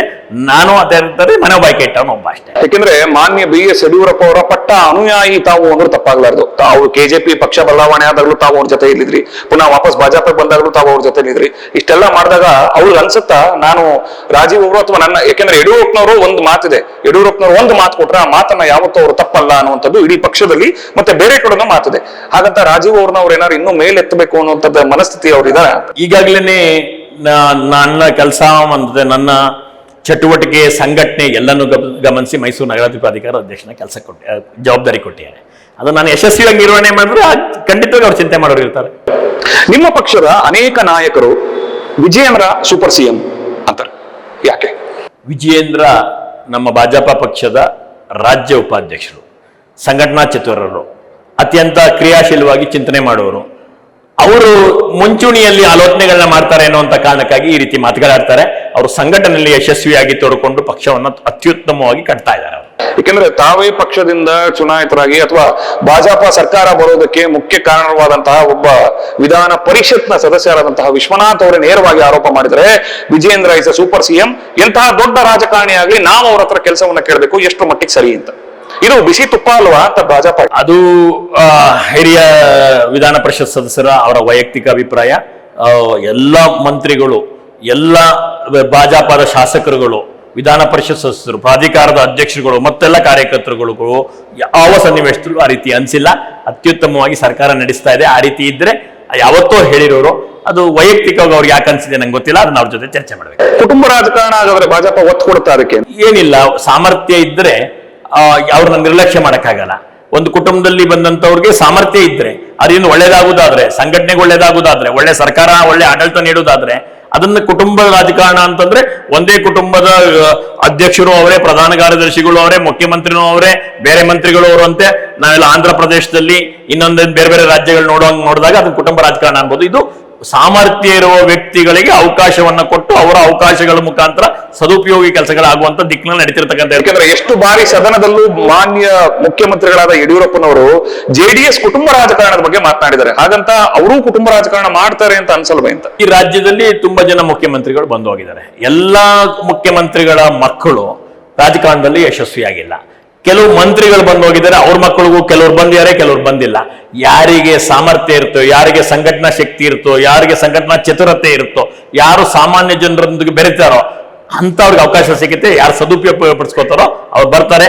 ಯಾವ ಕುಟುಂಬದಲ್ಲಿ ಆ ತರ ಒಬ್ಬರಿಗಿಂತ ಹೆಚ್ಚು ಬರ್ತಾರೋ ಅವ್ರನ್ನ ಕುಟುಂಬ ರಾಜಕಾರಣ ಅನ್ನುವಂತ ಜೋಡಿಸುವಂತ ಪ್ರಕ್ರಿಯೆ ಸದಾಕಾಲ ಚರ್ಚೆಯಲ್ಲಿ ಇರುತ್ತೆ. ಇದು ಅವರಿಗೆ ಹೆಚ್ಚು ರಾಜ್ಯದ ಜನರ ಆ ಸಂಪರ್ಕ ಜಾಸ್ತಿ ಇರೋದ್ರಿಂದ ಅದಕ್ಕೆ ಹಿಂಗ ಆಗ್ತಿದೆ ಅನ್ನುವಂಥ ಮಾತುಗಳು ನಡೀತಾ ಇರ್ತವೆ. ಇವೆಲ್ಲ ಕ್ಷಣಿಕವಾದಂತಹ ಮಾತುಗಳು. ಅದರಿಂದ ಆಚೆಗೆ ಅವ್ರದೇ ಆದಂತಹ ವಿಶೇಷವಾದಂಥ ಒಂದು ಸಾಮರ್ಥ್ಯ ಮತ್ತು ಶಕ್ತಿ ವಿಜಯೇಂದ್ರ ಅವರಲ್ಲಿ ಇದೆ ಅನ್ನೋದನ್ನ ನಾನು ಅತ್ಯಂತ ಗಟ್ಟಿ ಧ್ವನಿಯಲ್ಲಿ ಹೇಳಕ್ ಇಚ್ಛೆ ಪಡ್ತೀನಿ. ನಿಮ್ಮಂಗೆನೆ ಹಲವಾರು ರಾಜಕಾರಣಿಗಳು ಅಥವಾ ಹಲವಾರು ಶಾಸಕರಾಗಿರ್ಬೋದು, ಯಾಕೆ ಇದುವರೆಗೂ ಜನರ ಜೊತೆ ಬೆರೆತಿಲ್ಲ? ನಾನು ರಾಜ್ಯ ರಾಜಕಾರಣದ ಬಗ್ಗೆ ಮಾತನಾಡ್ತಾ ಇದ್ದೀನಿ. ಕೋವಿಡ್ ಎಲ್ಲಿದೆ, ಅಂಕಿ ಅಂಶಗಳು ಕೂಡ ಗೊತ್ತಿಲ್ಲ. ನಾವು HB ರಾಜೀವ್ ಅವರಿಗೆ ಎಲ್ಲೋ ನಿಂತ್ಕೊಂಡು ಫೋನ್ ಮಾಡಿದ್ರು ಕೂಡ ಇವತ್ತು ಏನ್ ನಡೀತಾ ಇದೆ ಅನ್ನುವಂತಹ ಹೇಳುವಂತಹ ಪ್ರಬುದ್ಧ ರಾಜಕಾರಣಿ. ಅಥವಾ ಎಷ್ಟೋ ಜನ ಶಾಸಕರು ಇವತ್ತು ಹೇಳ್ತಾರೆ, ಯಾಕೆ ಕರ್ನಾಟಕ ರಾಜ್ಯದಲ್ಲಿ ಭಾಜಪದ ಸರ್ಕಾರನೇ ಭಾಜಪ ಇರ್ಬೇಕಾದ್ರೆ ಎಷ್ಟೋ ಜನ ಶಾಸಕರಿಗೆ ಗೊತ್ತೇ ಇಲ್ಲ ಅಲ್ಲಿ ಏನಾಗ್ತಾ ಇದೆ ಅಂತ. ತುಂಬಾ ಜನ ಎಲೆಮರೆ ಕಾಯಂಗ್ ಕೆಲಸ ಮಾಡ್ತಿದ್ದಾರೆ. ಎಲ್ಲ ಶಾಸಕರುಗಳು ಕೆಲಸ ಮಾಡ್ತಿದ್ದಾರೆ.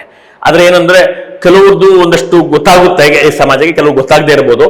ಆದ್ರೆ ಎಲ್ಲರೂ ಅವ್ರವ್ರ ಕ್ಷೇತ್ರಗಳಲ್ಲಿ ಕೋವಿಡ್ ಕೇರ್ ಸೆಂಟರ್ಗಳು ತೆರೆದು ಆ ಹಾಸ್ಪಿಟ್ಲ್ಗಳಿಗೆ ಬೇಕಾದಂತ ಆಕ್ಸಿಜನ್ ಕೊಡಿಸೋದು, ರೆಮ್ಡಿಸಿವಿರ್ ಕೊಡಿಸುವಂಥದ್ದು, ಮತ್ತು ಯಾರು ಸಹಾಯಕರಾಗಿ ಬರುವಂತವ್ರನ್ನ ಅಡ್ಮಿಷನ್ ಮಾಡಿಸುವಂಥದ್ದು, ಈ ರೀತಿಯಾದಂಥ ವಿಭಿನ್ನ ಕಾರ್ಯಕ್ರಮಗಳನ್ನ ಜೋಡಿಸ್ಕೊಂಡು ಆಹಾರದ ಕಿಟ್ಗಳು ಕೊಡಿಸುವಂಥದ್ದು, ಮೆಡಿಸಿನ್ ಕಿಟ್ಗಳು ಕೊಡಿಸುವಂಥದ್ದು, ಈ ವಿಭಿನ್ನವಾದಂಥ ರೀತಿಯಲ್ಲಿ ಕೆಲಸ ಮಾಡ್ತಿದ್ದಾರೆ.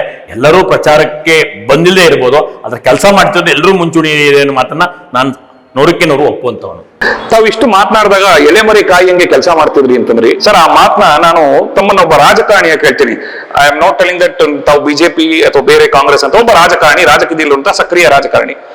ಈ ಕೋವಿಡ್ ಸಿಚುವೇಶನ್ ಉಪಯೋಗಿಸ್ಕೊಂಡು ಅನೇಕ ಕಿಟ್ಗಳನ್ನ ಕೊಡ್ತಾರೆ ಜನಗಳಿಗೆ. ಅಲ್ಲಿ ತಮ್ಮ ತಮ್ಮ ಭಾವಚಿತ್ರಗಳನ್ನ ಹಾಕ್ತಾರೆ. ಯಾಕೆ ಚುನಾವಣೆಗೆ ಅದು ಏನೋ ನಾನು ನಿಂತ್ಕೋತಾ ಇದ್ದೀನಿ ನನಗೆ ವೋಟ್ ಮಾಡಿ ಅಂತಾನ, ಅಥವಾ ನನ್ನಲ್ಲಿ ಪ್ರಚಾರ ಮಾಡಬೇಕು ಅಂತ?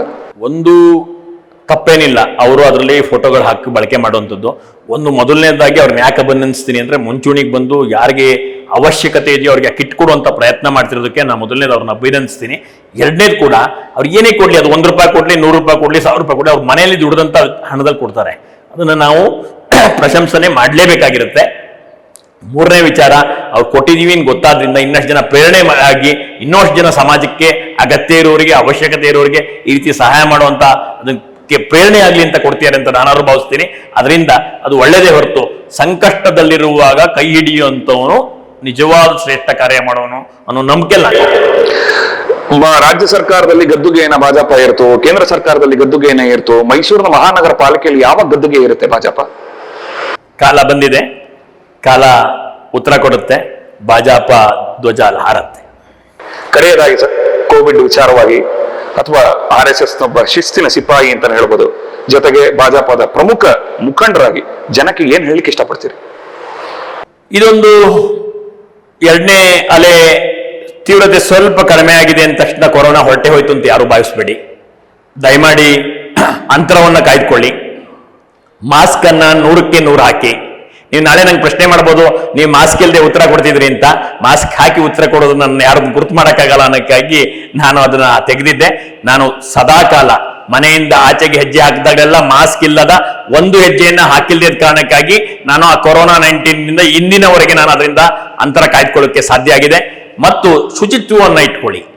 ಈ 3 ವಿಚಾರಗಳನ್ನ ನೀವು ಇಟ್ಕೊಂಡಂತ ಸನ್ನಿವೇಶದಲ್ಲಿ ತುರ್ತು ಅಗತ್ಯತೆಗಳಿಗೆ ಮಾತ್ರ ಹೋಗಿ ಹೊರಗಡೆ, ಇಲ್ಲದಂತ ಸನ್ನಿವೇಶದಲ್ಲಿ ಪ್ರಪಂಚ ಮುಳುಗೋಗಿದೆ ಅನ್ನುವಂತ ಮನಸ್ಥಿತಿಯಲ್ಲಿ ಇಲ್ಲದ ಕೆಲಸಗಳಿಗೆ, ಇಲ್ಲದ ತರಕಾರಿ ತರಲಿಕ್ಕೆ, ಇಲ್ಲದ ವಸ್ತುಗಳನ್ನ ಕೊಳ್ಳಲಿಕ್ಕೆ ಮೇಲಿಂದ ಮೇಲೆ ಆಚೆ ಹೋಗಿ ತಾವು ಕೊರೋನಾ ತಂದ್ಕೊಂಡು ಬೇರೆಯವ್ರಿಗೂ ಕೊರೋನಾವನ್ನ ಕೊಡುವಂತ ದುಸ್ಸಾಹಸಕ್ಕೆ ಹೋಗ್ಬೇಡಿ.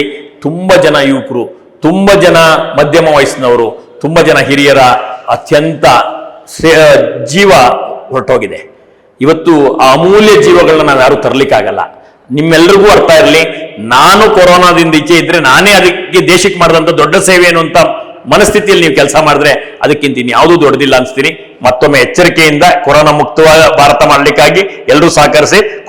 ಕೊರೋನಾ ಮುಕ್ತ ಮೈಸೂರಿಗಾಗಿ ನಿಮ್ಮ ಸದಾಕಾಲದ ಎಚ್ಚರಿಕೆ ನಿಮ್ ಜೊತೆಗಿರಲಿ. ನಮಸ್ಕಾರ. ಎಸ್, ಇದು ಒಬ್ಬ ಸಕ್ರಿಯ ರಾಜಕಾರಣಿಯಾಗಿ ಅವರ ಮಾತುಗಳನ್ನ ಅಥವಾ ರಾಜಕೀಯದಲ್ಲಿ ಇರುವಂತವರು ಎಲ್ಲರೂ ಕೂಡ ಪಕ್ಷವನ್ನ ಸಮರ್ಥಿಸ್ಕೋತಾರೆ ಅಂತ ಒಂದು ಕಡೆ ನಾವು ನೋಡೋದಾದ್ರೆ, ಮತ್ತೊಂದು ಕಡೆ ಇಂತಹ ಸಮಯದಲ್ಲೂ, ಇಂತಹ ಸಂದಿಗ್ಧ ಸ್ಥಿತಿಯಲ್ಲೂ ಒಬ್ಬ ಕೊರೋನಾ ವಾರಿಯರ್, ಕೋವಿಡ್ ವಾರಿಯರ್ ಆಗಿ ಯಾವ ರೀತಿ ಜನಗಳಿಗೆ ಕೆಲಸ ಮಾಡ್ತಿದ್ದಾರೆ, ಜನಗಳ ಪ್ರಾಣವನ್ನ ಯಾವ ರೀತಿ ಉಳಿಸ್ತಾ ಇದ್ದಾರೆ, ಅದಕ್ಕೆ ಅವರು ಯಾವ ರೀತಿ ಪಣ ತೊಟ್ಟಿದ್ದಾರೆ, ಅದು ಮುಖ್ಯವಾಗುತ್ತೆ. ಸದಾ ಯಾವಾಗಲೂ ಜನರ ಪ್ರೀತಿ, ಜನರ ವಿಶ್ವಾಸವನ್ನ ಗಳಿಸಿರುವಂತಹ ಎಚ್ ಬಿ ರಾಜೀವ್ ಅವರು, ನಾನು ನೋಡ್ದಂಗೆ, ಹಲವಾರು ವರ್ಷಗಳಿಂದ ನೋಡ್ದಂಗೆ, ಯಾರೇ ಕರೆ ಮಾಡ್ಲಿ, ಇವತ್ತಿನ ಶಾಸಕರು, ಇವತ್ತಿನ ಸಚಿವರು ಅಥವಾ ಇವತ್ತಿನ ಒಬ್ಬ ನಗರ ಪಾಲಿಕೆ ಸದಸ್ಯ, ನಾನು ಹೇಳ್ಬೇಕು ಅಂದ್ರೆ ಯಾರು ಕರೆ ಮಾಡ್ತಾರೆ ಅವರಿಗೆ ನಗರ ಪಾಲಿಕೆ ಸದಸ್ಯ ಅಂದ್ರೆ ಅಧಿಕಾರದ ಈ ಒಂದು ದರ್ಪ ತಲೆ ಮೇಲೆ ಕೂತಿರುತ್ತೆ ಅನ್ಕೋತೀನಿ. ಯಾವ ಕರೆಯನ್ನು ಯಾರು ಉತ್ತರಿಸಿ, ಎಷ್ಟೋ ಜನ ನೋಡ್ತಾರೆ, ಸಾರ್ ಫೋನ್ ಮಾಡ್ತೀವಿ ಫೋನ್ ಎತ್ತಲ್ಲ ಅಂತ. ನಾನು ನೋಡ್ದಂಗೆ ನೀವ್ ಯಾರೇ ಕರೆ ಮಾಡಿ, ಅವರು ಬಿಸಿ ಇದ್ದ ಸಮಯದಲ್ಲಿ ಮಾತ್ರ ಅಥವಾ ಬೇರೆ ಮೀಟಿಂಗ್ ಶೆಡ್ಯೂಲ್ಸ್ ಅಲ್ಲಿ ಮಾತ್ರ ಅದನ್ನ ಬಿಟ್ಟು ಬಾಕಿ ಅಂತ ಅವರೇ ಪುನಃ ನಿಮಗೆ ವಾಪಸ್ ಮಾಡ್ತಾರೆ. ಅಂತಹ ಒಬ್ಬ ಸಕ್ರಿಯ ರಾಜಕಾರಣಿಯನ್ನ ನಾವಿವತ್ತು ಸಂದರ್ಶನ ಮಾಡಿದೀವಿ. ನನಗಂತೂ ಈ ಕಾರ್ಯಕ್ರಮ ಖುಷಿ ಕೊಡ್ತು. ನಿಮ್ಮೆಲ್ಲರಿಗೂ ಅವರು ಹೇಳಿದಂತಹ ಅನೇಕ ಮಾತುಗಳು ನಿಮ್ಮ ತಲೆಯಲ್ಲಿ ಇರ್ಲಿ, ಈ ಕೋವಿಡ್ ವಿಚಾರವಾಗಿ, ರಾಜಕಾರಣದ ವಿಚಾರವಾಗಿ ಅಲ್ಲ ಅಂತ ಹೇಳ್ತಾ, ಸೊ ಮತ್ತೊಮ್ಮೆ ಮುಂದಿನ ವಾರ ಅವರ ಬಿಡುವಿಲ್ಲದ ಸಮಯದಲ್ಲೂ ಬಿಡುವು ಮಾಡಿಕೊಂಡು ನಮ್ಮ ಈ ಕಾರ್ಯಕ್ರಮಕ್ಕೆ ಅನುವು ಮಾಡಿಕೊಟ್ಟು ಅವರ ಒಂದು ಸಂದರ್ಶನ ನೀಡಿದಂತಹ ಶ್ರೀಯುತ ಮೈಸೂರು ನಗರಾಭಿವೃದ್ಧಿ ಪ್ರಾಧಿಕಾರದ ಅಧ್ಯಕ್ಷರಾದಂತಹ ಮತ್ತೆ ಭಾಜಪದ ಪ್ರಬುದ್ಧ ರಾಜಕಾರಣಿಯಾದಂತಹ ಎಚ್ ಬಿ ರಾಜೀವ್ ಅವರಿಗೆ ಸಮಸ್ತ ವಾಹಿನಿ ಪರವಾಗಿ ಮತ್ತೆ ಜನಗಳ ಪರವಾಗಿ ನಾನು ಹೃತ್ಪೂರ್ವಕವಾದಂತಹ ಧನ್ಯವಾದಗಳನ್ನು ತಿಳಿಸ್ತಾ ಇದ್ದೀನಿ.